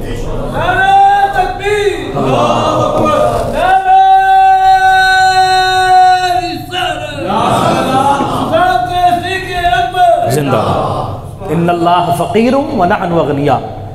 حضرت ابوبکر صدیق نے یہ جو قدم اٹھایا، اس سے دو چیزیں ہمیں علم ہوتی ہیں۔ ایک، حضرت ابوبکر صدیق رضی اللہ تعالیٰ عنہ کی فکر کیسی تھی کہ محبت اور عشق اس مقام پر تھا کہ محبوب کی ذات کے بارے میں کوئی بات کرے تو وہ قابل برداشت نہیں ہوتی، اس کو ہم برداشت نہیں کر سکتے۔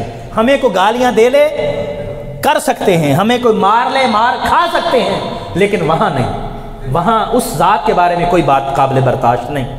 اور پھر دوسری بات ہمیں یہ پتہ چلی کہ اللہ بھی اس کے بارے میں تائید فرماتا ہے، اللہ بھی فرماتا ہے ابو بکر تم نے جو کیا ٹھیک کیا ہے، اللہ کی تائید غیبی تمہارے ساتھ شامل حال ہے، تم جو کر رہے ہو ٹھیک کر رہے ہو۔ اللہ نے قرآن کی آیہ مبارکہ نازل فرمائی۔ نبی کریم صلی اللہ تعالیٰ علیہ وسلم کے بارے میں کسی نے کوئی بات کی، حضرت ابوبکر صدیق رضی اللہ تعالیٰ عنہ نے اس کی بات برداشت نہیں کی۔ آپ نے ابھی واقعہ سنا مکہ المکرمہ میں جنہوں نے حضور کو تکلیف دینا چاہی، حضرت ابوبکر صدیق سامنے ہوئے اور خود مار کھا لی، حضور کو تکلیف نہیں ہونے دی۔ اسی طرح باقی سیرت طیبہ کے احوال، باقی حالات ہم پڑھیں دیکھیں تو حیران ہوں گے ابوبکر صدیق رضی اللہ تعالیٰ عنہ کیسے آقا کریم صلی اللہ علیہ وسلم کی ذات کے بارے میں کسی طرح کا کوئی کمپرومائز نہیں فرماتے۔ حضرت سیدنا ابوبکر صدیق رضی اللہ تعالیٰ عنہ کی ایک اور خصوصیت جو ہے وہ یہ ہے کہ نیکی کے کام میں آپ ہمیشہ پہل کیا کرتے تھے اور آگے نظر آتے تھے ہمیشہ، یعنی صرف اسلام لانے میں آگے نہیں، حضور کی خدمت میں آگے نہیں، نیکی کا جو بھی کام ہوتا حضرت ابوبکر صدیق رضی اللہ تعالیٰ عنہ فرنٹ بالکل سامنے نظر آتے۔ اس کی ایک مثال آپ کو دیکھتا ہوں پھر آگے بڑھوں گا۔ حضرت عمر فاروق رضی اللہ تعالیٰ عنہ فرماتے ہیں کہ میں نے کئی مرتبہ کوشش کی کہ ابوبکر صدیق سے میں آگے بڑھ جاؤں، کئی مرتبہ۔ ایک تو وہ معروف واقعہ غزوہ تبوک والا ہے نا، کہ جب حضور علیہ السلام نے فرمایا کہ مال لے کے آؤ، تبوک میں ضرورت ہے، ہمیں چندے کی ضرورت ہے، جہاد کے لیے پیسے چاہیے۔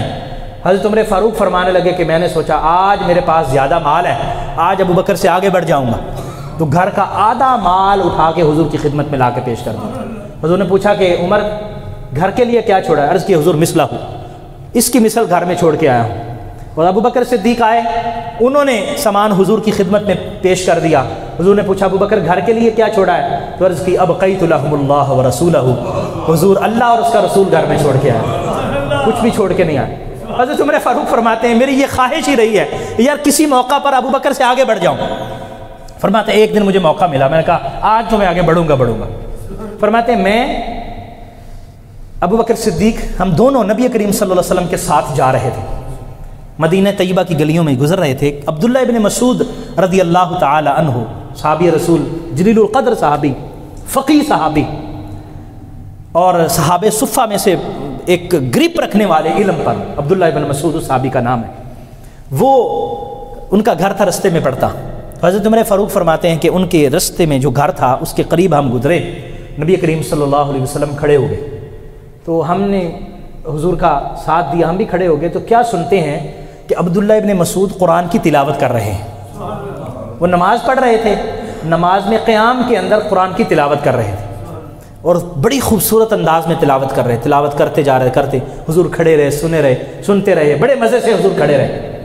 جب عبداللہ ابن مسعود رکوع میں گئے تو نبی کریم صلی اللہ علیہ وآلہ وسلم نے یہ ارشاد فرمایا کہ جو شخص یہ چاہتا ہے کہ قرآن ویسے سنے جیسے مجھ پر نازل ہوا، جیسے قرآن اللہ کی طرف سے مجھ پر نازل ہوا، اگر کوئی ویسے قرآن سننا چاہتا ہے تو عبداللہ ابن مسعود کا قرآن سن لیا کرے۔ یہ عبداللہ ابن مسعود بالکل ویسے قرآن پڑھتے ہیں جیسے مجھ پر نازل ہے۔ اب ہم قرآن پڑھتے ہیں نا، میرا پڑھنے کا طریقہ اور ہے، کسی دوسرے قاری صاحب کے پڑھنے کا طریقہ اور ہے، لہجوں میں فرق آ جاتا ہے۔ تو حضور نے فرمایا جو لہجہ یا جس طرح قرآن مجھ پر نازل ہوا ہے، عبداللہ ابن مسعود ہو بہو اسی طرح قرآن پڑھتے ہیں۔ حضور نے یہ بات فرمائی، آگے چل پڑے، ہم بھی آگے چل پڑے۔ حضور صلی اللہ علیہ وسلم اپنے کاشانہ اقدس میں چلے گئے، ہم اپنے اپنے گھروں کو چلے گئے۔ تو میں جا رہا تھا، میرے ذہن میں خیال آیا، میں نے کہا کیوں نہ میں جا کے عبداللہ ابن مسعود کو خوشخبری دوں، اور آج جا کے ابو بکر سے پہلے میں نے بڑھ جانا، کیونکہ یہ ایک بڑی اچھی خبر ہے، اتنی بڑی یار کتنا مقدر کی بات ہے اور کتنی خوبصورت بات ہے کہ قرآن ویسے پڑھا جا رہا ہے جیسے اللہ کی طرف سے نازل ہوا۔ یہ بڑے اعزاز کی بات ہے، اور حضور نے ایسا لقب عطا فرمایا کہ قرآن اگر کوئی سیکھنا چاہتا ہے ویسے تو عبداللہ ابن مسعود سے سیکھ لیں۔ میں بھاگا عبداللہ ابن مسعود کے گھر گیا، میں نے کہا آج عبداللہ ابن مسعود کو خوشخبری دیتا ہوں، عبداللہ خوش ہو جائے گا، میرے لیے دعائیں کرے گا اور مجھے اس نیکی کا ثواب ملے گا۔ عبداللہ ابن مسعود کا دروازہ بجایا جائے، عبداللہ ابن مسعود باہر آئے، مان لگے عمر آپ فرمائیے کیسے آنا ہوا؟ اس کہتے ہیں آپ کو ایک خوشخبری دینے کے لیے آیا ہوں۔ میں دی بسم اللہ کیجئے۔ انہوں نے کہا کہ خوشخبری یہ ہے کہ ہم یہاں سے گزرے، حضور ساتھ تھے، میں اور ابو بکر ساتھ تھے، یہاں ہم کھڑے رہے، آپ کی تلاوت سنتے رہے، تلاوت ختم ہوئی تو حضور نے یہ سٹیٹمنٹ آپ کے بارے میں دی، یہ الفاظ حضور نے آپ کے بارے میں ارشاد فرمائے کہ قرآن جیسے مجھ پر نازل ہوا ہے عبداللہ ابن مسعود ویسے قرآن پڑھتا ہے۔ تو میں نے کہا میں آپ کو یہ خوشخبری دینے کے لیے بھاگا میں آیا ہوں۔ حضرت عبداللہ ابن مسعود عرض کرتے ہیں کہ جناب عمر آپ کا بہت بہت شکریہ، آپ کی مہربانی، آپ نے مجھے اتنی بڑی خوشخبری دی، لیکن عرض یہ ہے کہ آپ سے پہلے ابو بکر یہ خوشخبری مجھے دے گئے ہوئے۔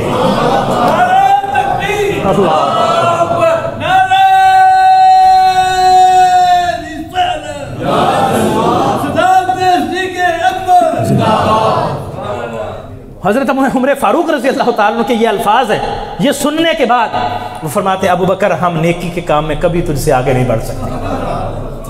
یار جو بھی ہم سوچتے ہیں کہ یہ نیکی کا کام ہے ابو بکر سے پہلے کرنا ہے، اور جب ہم کر چکتے ہیں تو پتہ چلا ابو بکر تو اس سے پہلے کر چکا ہوا ہے۔ اسی طرح ایک خاتون کی خدمت کے بارے میں ایک روایت آتی ہے کہ حضرت ابو بکر صدیق اس کی خدمت کیا کرتے تھے اور کسی کو پتہ نہیں تھا کہ کون خدمت کرتا ہے۔ حضرت عمر فاروق فرماتے ہیں میں نے سوچا کہ میں اب پہلے خدمت کیا کروں گا، تو میں نے پہلے آنے کی پروگرام بنایا تو وہ پہلے خدمت ہو جاتی تھی۔ پھر میں نے چھپ کے دیکھا کہ یہاں آتا کون ہے، اس مائی کے گھر میں جھاڑو کون دیتا ہے، اس مائی کا پانی کون بھرتا ہے، اس کو روٹی پکا کے کون کھلا جاتا ہے صبح۔ تو جب میں نے غور سے دیکھا تو وہ کوئی اور نہیں تھا، وہ ابو بکر صدیق رضی اللہ عنہ۔ اس وقت بھی عمر فاروق فرماتے ہیں کہ ابو بکر تجھ سے آگے ہم نہیں بڑھ سکتے۔ اللہ تعالیٰ نے قرآن مجید کے اندر حضرت سیدنا ابو بکر صدیق رضی اللہ تعالیٰ عنہ کو اتقا فرمایا، یعنی آپ کا مال خرچ کرنا حضور کے لیے تھا، وہ تو تھا ہی، لیکن فقراء اور مساکین کے لیے بھی مال خرچ کیا کرتے تھے، اور مال خرچ کرنے کا صرف اور صرف مقصد اللہ کی رضا ہوا کرتا تھا۔ اس کا مطلب کیا ہوا؟ حضرت ابو بکر صدیق کی فکر کیا ہے کہ ہم جو کام کریں اللہ اور اس کے رسول کی رضا کے لیے کریں، دنیاوی مفاد کے لیے نہ کریں۔ حضرت بلال حبشی رضی اللہ تعالی عنہ جب ایمان قبول کرتے ہیں تو بہت تکلیفیں دی جاتی ہیں، مارا جاتا ہے، یہ سب ہم جانتے ہیں حضرت بلال حبشی کو کتنی تکلیفیں دی گئی۔ حضور جب تشریف لے جاتے اپنے غلام کی حالت دیکھتے، وہ آزمائش کا دور تھا، آزمائش کا زمانہ تھا، دیکھتے، صبر فرماتے، صبر کی تلقین فرماتے، حضرت بلال کو صبر کی تلقین فرماتے، آ جاتے اور اپنے صحابہ میں بیٹھ کر ذکر کرتے کہ کوئی بلال کو خرید کر آزاد کر دے، بڑی نیکی ہے، اللہ بڑا راضی ہوگا۔ حضرت ابوبکر صدیق رضی اللہ تعالیٰ عنہ حضرت بلال کے آقا امیہ کے پاس گئے اور کہا امیہ مانگ کیا مانگتا ہے؟ بلال کو میں نے خریدنا ہے۔ اس نے کہا اس کا غلام کا کیا تو دے گا، اس کا یہ تو کسی کام کا نہیں، کسی کام کا ہے یا نہیں ہے، یہ مجھے پتا ہے بلال کسی کام کا ہے یا نہیں، تو پیسے بتا۔ اس نے کہا میں اتنے پیسے بتاؤں گا کہ ابوبکر دے ہی نہیں سکے گا۔ اس نے بات کی، اس نے کہا کہ یہ ابوبکر صدیق نے کوئی دوسری بات بھی نہیں کی، بارگیننگ بھی نہیں کی، آپ نے فرمایا چل میں تجھے لا کے دیتا ہوں، تو اس کو اب بلال کو میرے حوالے کر دے۔ خریدا، حضرت بلال کو خرید کے آزاد کر دیا۔ لوگوں نے باتیں بنانا شروع کر دیں، کہا کہ ابوبکر نے غلام اس لیے خریدا ہے تاکہ بلال ان کا آگے بازو بنے، یہ غلام کو خرید کے آزاد کرتے ہیں تاکہ ان کی کچھ چار، کہتے ہیں نا وہ چار سنگی کوئی سجے ہوں، کوئی کھبے ہوں، اب جا رہے ہوں تو میرے ساتھ کچھ چار لوگ ہوں، تو بلال کو خرید کر اس لیے آزاد کیا ہے۔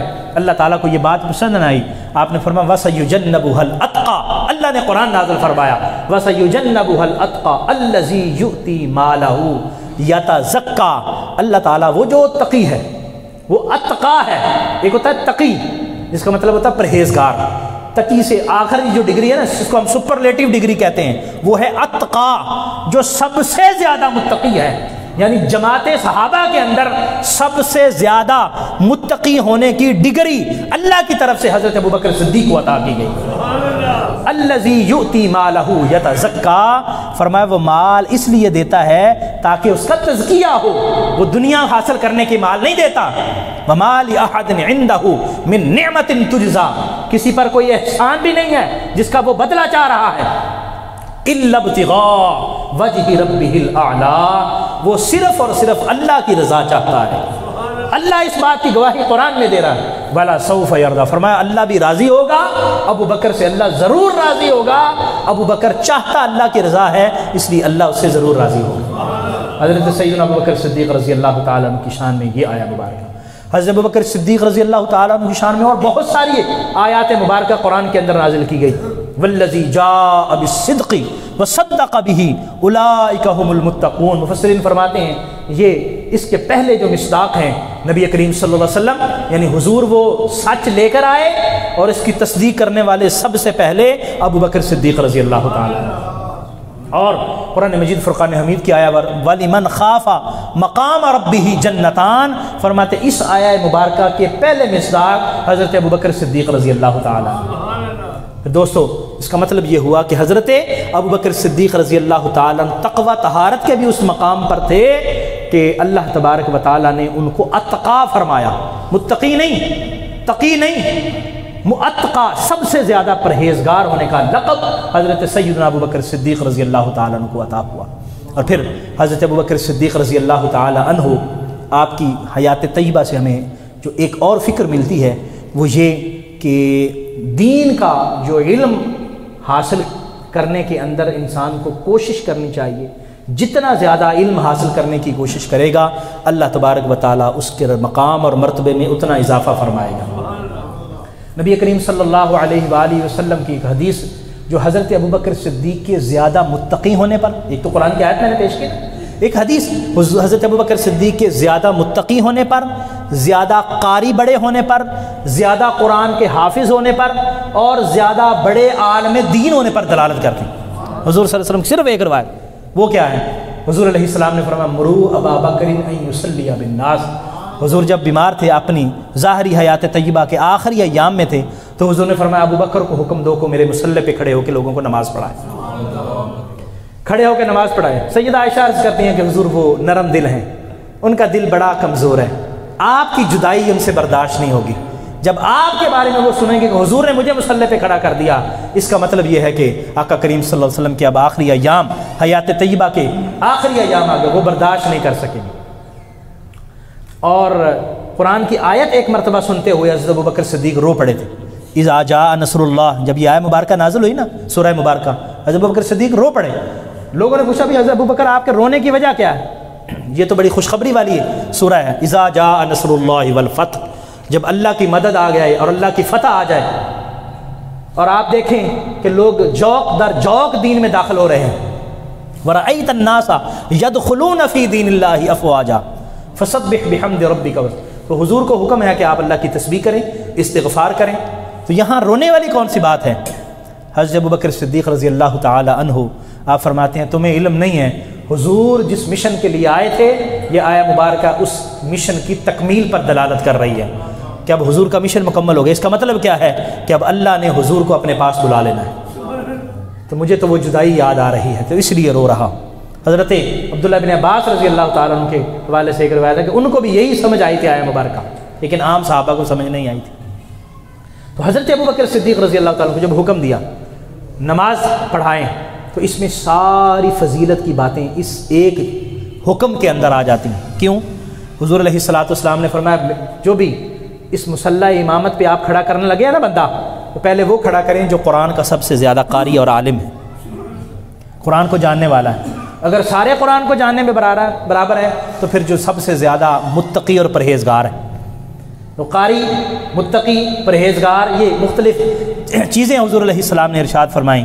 تو ہمارے بزرگ فرماتے ہیں اس کا مطلب یہ ہے کہ حضور علیہ الصلوۃ والسلام نے عملی طور پر کسی کو دکھانا چاہا، لوگوں میرے بعد جس کو میں امام بنا کے جا رہا ہوں تمہیں یہ عملی ثبوت دے کے جا رہا ہوں، میرے بعد میرے مصلی پر وہ کھڑا ہوگا جو سب سے بڑا قاری ہے، میرے بعد میرے مصلی پر وہ کھڑا ہوگا جو سب سے بڑا عالم ہے، میرے بعد میرے مصلی پر وہ کھڑا ہوگا جو سب سے بڑا متقی اور پرہیزگار ہے، میرے بعد میرے مصلی پر وہ کھڑا ہوگا جو میرا صحیح جانشین بننے کے قابل ہے۔ اسی وجہ سے حضرت ابوبکر صدیق رضی اللہ تعالیٰ عنہ کو حضور علیہ الصلوۃ والسلام نے اپنے مصلی پر کھڑا فرمایا۔ حضور کے وصال کے بعد حضرت ابوبکر صدیق نے امت کو سنبھالا۔ صحابہ پریشان تھے، عمر فاروق نے تو تلوار نکال لی تھی کہ اگر کسی نے کہا کہ حضور اس دنیا سے چلے گئے تو میں اس کا سر قلم کر دوں گا۔ حضرت ابوبکر صدیق نے سنبھالا، سب کو سنبھالا اور آیت مبارکہ تلاوت کی، وما محمد الا رسول قد خلت من قبلہ الرسل افإن مات او قتل انقلبتم علی اعقابکم۔ حضور صلی اللہ علیہ وسلم اللہ کے رسول تھے، کیا جب حضور اللہ کے پاس چلے جائیں گے، اس دنیا سے رخصت ہو جائیں گے، تو کیا تم ایمان کو چھوڑ دو گے، واپس پلٹ آؤ گے؟ تو صحابہ فرماتے ہیں کہ ہم سمجھتے تھے کہ یہ آیا مبارکہ شاید آج کے دن کے متعلق نازل ہوئی تھی، ہمیں تو پتہ ہی نہیں تھا، ذہن میں نہیں تھا، اتنا بڑا صدمہ تھا۔ اس کا مطلب یہ ہوا کہ حضرت ابوبکر صدیق کو اللہ نے یہ صلاحیت بھی عطا فرمائی کہ امت کی ہچکولے دیتی ہوئی کشتی کو اگر کسی نے سہارا دیا تھا، اولین سہارا، تو وہ ابوبکر صدیق رضی اللہ تعالیٰ۔ پھر اس کے بعد حضرت ابوبکر صدیق رضی اللہ تعالیٰ عنہ کی تعلیمات سے ہمیں یہ علم ہوتا ہے کہ دین میں جو شخص تبدیلی کرنا چاہے ہم اس تبدیلی کو قبول نہیں کریں گے۔ حضرت ابوبکر صدیق رضی اللہ تعالیٰ عنہ کا دور خلافت شروع ہوا، مختلف فتنوں نے سر اٹھایا۔ ایک قبیلہ اٹھا، وہ کہنے لگا کہ ہم زکوٰۃ ادا نہیں کریں گے، باقی ساری باتیں مانتے ہیں، جہاد بھی آپ ساتھ کرنے کے لیے جائیں، کلمہ بھی پڑھیں گے، نمازیں بھی پڑھیں گے، سارا کچھ کریں گے، زکوٰۃ ادا نہیں کریں گے۔ حضرت ابوبکر صدیق رضی اللہ تعالیٰ عنہ نے فرمایا زکوٰۃ ادا نہیں کرو گے تو اس کا فیصلہ ابوبکر کی تلوار کرے گی۔ کئی لوگوں نے مشورہ دیا حضور نرمی کریں، آپ تو بڑے نرم تھے، نرمی کریں۔ آپ نے فرمایا کہ تم کیسے لوگ ہو جو زمانہ جاہلیت میں تو بڑے سخت ہوتے تھے، تو اسلام میں آ کے تم اتنے نرم ہو گئے ہو، کوئی اسلام کو کوئی تبدیل کرنا چاہے تو تمہیں محسوس نہیں ہوتا؟ آج اگر ابوبکر ان کو نرمی چھٹی دے دے گا تو کل کوئی اور اٹھ جائے گا، وہ کہے گا ابوبکر نے تو چھٹی دے دی تھی، ہمیں بھی ایک رکن کی چھٹی دے دیں، ہم حج کی چھٹی کر لیتے ہیں۔ ایک اٹھے گا وہ کہے گا ہم جو ہے وہ نماز کی چھٹی کر لیتے ہیں۔ اس طرح تو دین مذاق بن جائے گا۔ اگر حضور کے زمانے میں کوئی ایک اونٹ کی رسی کے برابر بھی زکوٰۃ دیتا تھا تو ابوبکر اس سے زکوٰۃ لے گا، اگر نہیں دے گا تو اس کا فیصلہ ابوبکر کی تلوار کرے۔ تو صحابہ فرماتے ہیں کہ ابوبکر کی وہ جو دور اندیشی تھی اور حکمت تھی، اگر وہ کام نہ آتی تو اسلام جو ہے وہ انتشار کا شکار ہو جاتا، اور اگر اس وقت کسی نے سنبھالا تو وہ ابوبکر صدیق رضی اللہ تعالیٰ عنہ۔ اور حضرت ابوبکر صدیق رضی اللہ تعالیٰ عنہ کا ختم نبوت کے حوالے سے جو کردار ہے وہ ایک امتیازی حیثیت رکھتا ہے۔ وہ ہمارے لیے بھی آپ کی فکر کی یہ ایک اہم سبق ہے فکر کا کہ ہم حضور علیہ الصلوۃ والسلام کی شان، حضور کے مقام کے حوالے سے کسی طرح کی کوئی تبدیلی قابل قبول نہیں ہوگی ہمیں، اور حضور کی ختم نبوت پر ہم پہرا دیں گے جس طرح حضرت ابوبکر صدیق رضی اللہ تعالیٰ عنہ نے دی۔ حضرت ابوبکر صدیق رضی اللہ تعالیٰ عنہ نے صحابہ کرام کو بھیجا، خود جانے لگے۔ لوگوں نے مشورہ دیا کہ حضور آپ کچھ لوگ ادھر رکھ لیں، دستہ ایک ادھر رکھ لیں، آپ کی حفاظت کی ضرورت ہے۔ ماما مجھے کوئی حفاظت کی ضرورت نہیں، اگر مجھے یہ خطرہ ہو کہ ادھر جنگل سے بھیڑیے آئیں گے اور ابو بکر کی ٹانگوں کو نوچ کے کھینچ کے ابو بکر کو زخمی کر کے ہلاک کر جائیں گے، تو قسم بخدا ایک بندے کو نہیں روکیں گا، سب جاؤ اور ختم نبوت پیر پیرا دو اور مسلمہ کذاب کے خلاف جنگ کرو۔ اور اس جنگ میں 700 حفاظ عالم صحابہ کرام، 700 اتنے کسی جنگ میں شہید نہیں ہوئے، بلکہ ہمارے سیرت نگار لکھتے ہیں کہ اگر مسلمانوں کی آپ غزوہ بدر سے لے کر آخر تک حضور کے وصال مبارکہ تک اگر آپ دیکھیں تو اتنے ساری جنگوں کا مجموعہ بھی اتنا نہیں بنتا جتنے ایک جنگ یمامہ کے اندر جو مسلمہ کذاب کے ساتھ لڑی گئی اس میں شہید ہوئے، اور فقط کس لیے؟ نبی کریم صلی اللہ علیہ وسلم کی ختم نبوت پر۔ لا الہ الا اللہ وہ بھی کر رہا تھا، محمد رسول اللہ بھی پڑھ رہا تھا، لیکن وہ کہتا تھا کہ آپ اس طرف کے نبی اور میں اس طرف کا نبی، اور اس نے حضور کو خط بھی لکھا۔ حضور علیہ الصلوۃ والسلام کے زمانے میں ہی اعلان نبوت اس نے کر دیا تھا، حضور کی ظاہری حیات میں۔ حضور نے قبول نہیں فرمایا، ظاہر بات ہے یہ قبول کیا بھی نہیں جا سکتا۔ حضرت ابوبکر صدیق نے اس کے خلاف جنگ کی۔ تو اس کا مطلب یہ ہے کہ صدیقی نبی کریم صلی اللہ علیہ وسلم کی ختم نبوت کا محافظ ہوگا، صدیقی حضور علیہ الصلوۃ والسلام کی ختم نبوت کا محافظ ہوگا۔ جو بھی حضرت ابوبکر صدیق سے محبت رکھنے والا، حضرت ابوبکر صدیق رضی اللہ تعالیٰ عنہ کے ساتھ تعلق رکھنے والا ہے، وہ نبی کریم صلی اللہ علیہ وسلم کے عشق و محبت، حضور کے مقام و مرتبے کا حفاظت کرنے والا ہوگا، محافظ ہوگا۔ بہت ساری باتیں اس حوالے سے ہیں۔ دوستو آخری بات یہ ہے کہ حضرت سیدنا ابوبکر صدیق رضی اللہ تعالیٰ عنہ کی ذات ببرکات ہمیں ایک اہم پیغام جو ساری باتوں کا مجموعہ اور نچوڑ ہے وہ یہ ہے کہ ذات مصطفیٰ صلی اللہ علیہ وآلہ وسلم کے ساتھ جڑ جاؤ، حضور کی ذات کے ساتھ جڑ جاؤ۔ جو جتنا حضور کے قریب ہوتا جائے گا، حضور کی ذات کے ساتھ جڑتا جائے گا، اللہ تعالیٰ اتنا ہی اس کو رنگ لگاتا جائے گا، اللہ اتنا ہی اس کو اپنا قرب عطا کرتا جائے گا۔ تو جو جتنا قرب حاصل کرنا چاہتا ہے وہ اتنا نبی کریم صلی اللہ علیہ وسلم کے ساتھ، اپنے حضور کی ذات کے ساتھ اپنی وابستگی پیدا کرنا شروع کرے، اپنے قول، اپنے فعل، اپنے ظاہری حلیے میں بھی، اپنے اندر میں بھی، اپنے قول میں بھی، اپنے عمل میں بھی، اپنے بیٹھنے اٹھنے میں بھی، اپنے رہن سہن میں بھی، ہر چیز میں جس کی جتنی زیادہ مناسبت نبی کریم صلی اللہ علیہ وسلم سے بڑھتی جائے گی، اللہ تعالیٰ اس کے مقام و مرتبہ اتنے ہی بڑھاتا جائے گا۔ اور اللہ تعالیٰ نے حضرت سیدنا ابوبکر صدیق رضی اللہ تعالیٰ عنہ کو وہ مقام مرتبے عطا فرمائے، اور جب اس دنیا سے رخصت ہوئے تو فرمایا کہ جب میں دنیا سے پردہ کر جاؤں مجھے غسل دینا، کفن پہنانا۔ تو کفن کیا تھا؟ جو کپڑے پہنے ہوئے تھے۔ پوچھا کہ میں نے کتنے کپڑے پہنے ہوئے؟ عرض کی حضور 2 کپڑے پہنے ہوئے۔ فرمایا ایک اور کپڑا لے لینا اور اس میں مجھے کفن دینا۔ تو عرض کہیں گے حضور ہم نیا کفن خریدیں گے آپ کے لیے، اچھا کفن خرید کے آپ کو پہنائیں گے۔ آپ نے فرمایا نیا کفن، زندہ لوگ نئے کپڑے کے زیادہ حقدار ہیں، مجھے اسی لباس میں تم نے کفن دے دینا جو کپڑے میں نے پہنے، ایک اور کپڑا اوپر، 3 کپڑے سنت ہیں وہ پورے کر دینا۔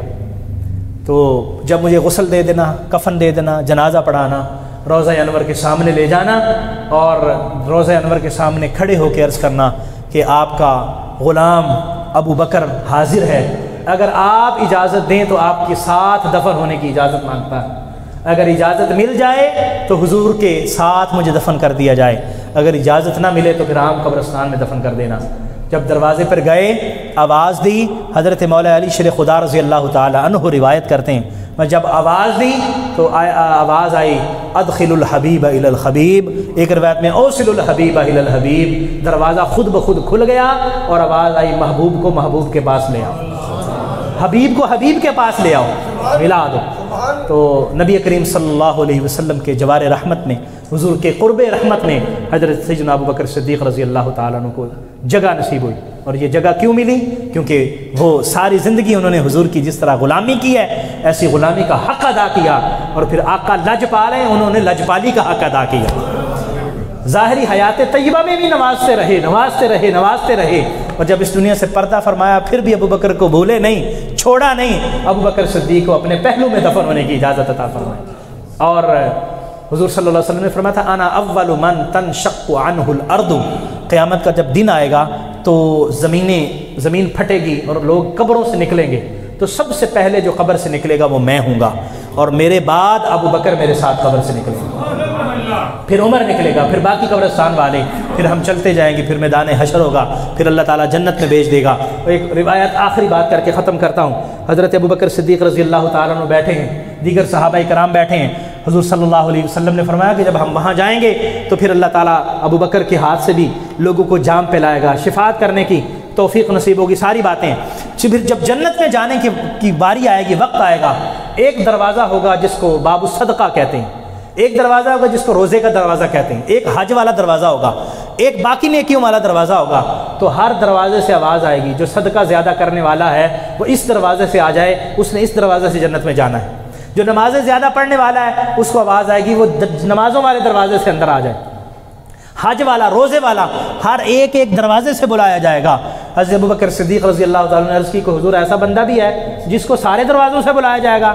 آپ نے فرمایا ہاں ابو بکر، ایسے لوگ بھی ہوں گے، اور ارجو ان تکون منہم، اور مجھے بڑی پکی امید ہے تو بھی ان میں سے ہے، یعنی تجھے سارے دروازوں سے، یعنی جنت بھی تیری مشتاق ہوگی۔ اور حضور نے فرمایا جنت میں سب سے پہلے جو داخل ہوگا وہ ابو بکر صدیق رضی اللہ تعالیٰ عنہ۔ اتنی مقام، اتنے رتبے، اور اللہ کا شکر ہے کہ اللہ تعالیٰ نے ہمیں ماننے والوں میں سے بنایا۔ یہ آج کے دور کی سب سے بڑی بات ہے۔ آج فتنوں کا دور ہے، حضور نے فرمایا تھا نا فتنے ایسے آئیں گے جیسے پانی کے قطرے، بارش کے قطرے، بارش نازل ہوتی ہے ایسے فتنے آئیں گے۔ آج کل ایسے فتنے ہیں، کوئی کسی طرح، کوئی کسی طرح، کوئی کسی طرح۔ دوستو، اللہ تعالیٰ نے جس کو جو رتبے دیے ہیں، اللہ تبارک و تعالیٰ نے جس کو جو مقام دیے ہیں، وہ اللہ بہتر جانتا ہے۔ ہمارا کیا ہے؟ ہم ہر اس چیز کو، ہستیاں تو بہت بلند ہے نا، اس چیز کو جس کی نسبت نبی کریم صلی اللہ علیہ وسلم کے ساتھ ہو گئی ہے، ہمارے وہ بھی سر کا تاج ہے۔ مدینہ طیبہ کا ایک کتا ہے نا، ہمارے صوفیات تو اس کے پاؤں چومتے نظر آتے ہیں، وہ تو اس کا ادب کرتے نظر آتے ہیں، تو حضور کے غلام اور حضور کے صحابی اور حضور کے اہل بیت، ان کا تو نہ کوئی مقام و مرتبہ پہچان سکتا ہے، نہ کوئی کسی کی عقل میں اور شعور میں آ سکتا ہے۔ دوستو، موازنہ نہ کریں۔ اللہ تعالیٰ نے جس کو جتنا رتبہ، میرے آقا نے جس کو جتنا رتبہ عطا فرمایا، وہ ہمارے لیے سب سے بڑھ کر ہے۔ آقا کریم صلی اللہ علیہ وسلم نے حضرت سیدنا ابو بکر صدیق کو مصلی امامت پہ کھڑا کیا، باقی سب کو کہا کہ تم ابو بکر کے مقتدی بنو گے، مقتدا ابو بکر صدیق بنے گا۔ خلافت بہت ساری روایات نے حضرت ابو بکر صدیق رضی اللہ تعالیٰ عنہ کی طرف نسبت کی، اور جس طرح میں نے ایک حدیث بیان کی، قرآن کے سب سے بڑے عالم، قرآن سے سب سے بڑے قاری، حافظ، اور سب سے زیادہ علوم دینیاں جاننے والے، ایک خاتون آتی ہے، عرض کرتی ہے حضور آپ پردہ کر جائیں تو میں نے دین کا مسئلہ سیکھنا ہو تو کہاں سے سیکھوں، کس کے پاس آؤں؟ تو آپ نے فرمایا میرے بعد ابو بکر کے پاس آ جانا۔ بہت ساری روایات ہیں۔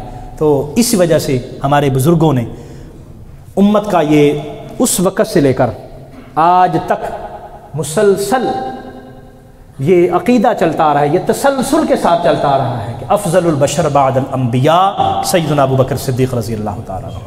اللہ تعالیٰ نے انبیاء کرام کے بعد انسانوں میں سب سے زیادہ جس کو مقام و مرتبہ عطا فرمایا وہ حضرت ابو بکر صدیق رضی اللہ تعالیٰ عنہ۔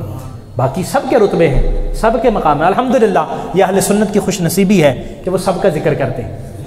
وہ ایسا نہیں ہے کہ صحابہ کو پکڑ لیا اہل بیت کی گستاخی کر دی، توبہ نعوذ باللہ، نہ، اور نہ ایسا ہے کہ اہل بیت کو پکڑ لیا اور صحابہ کو برا بلا کہنا شروع کر دیا، اور نہ ایسا ہے توحید کو پکڑ لیا اور رسالت پر نشانیاں لگانا شروع کر دی، یا رسالت کو پکڑ لیا اور توحید کو چھوڑ دیا۔ نہیں، الحمدللہ، توحید، رسالت، صحابہ، اہل بیت، ہر چیز اہل سنت و جماعت کو یہ شرف حاصل ہے کہ حضور علیہ الصلوۃ والسلام کی طرف سے جو تعلیمات خیرات میں ملی ہیں، الحمدللہ آج بھی یہی اہل سنت و جماعت میں موجود۔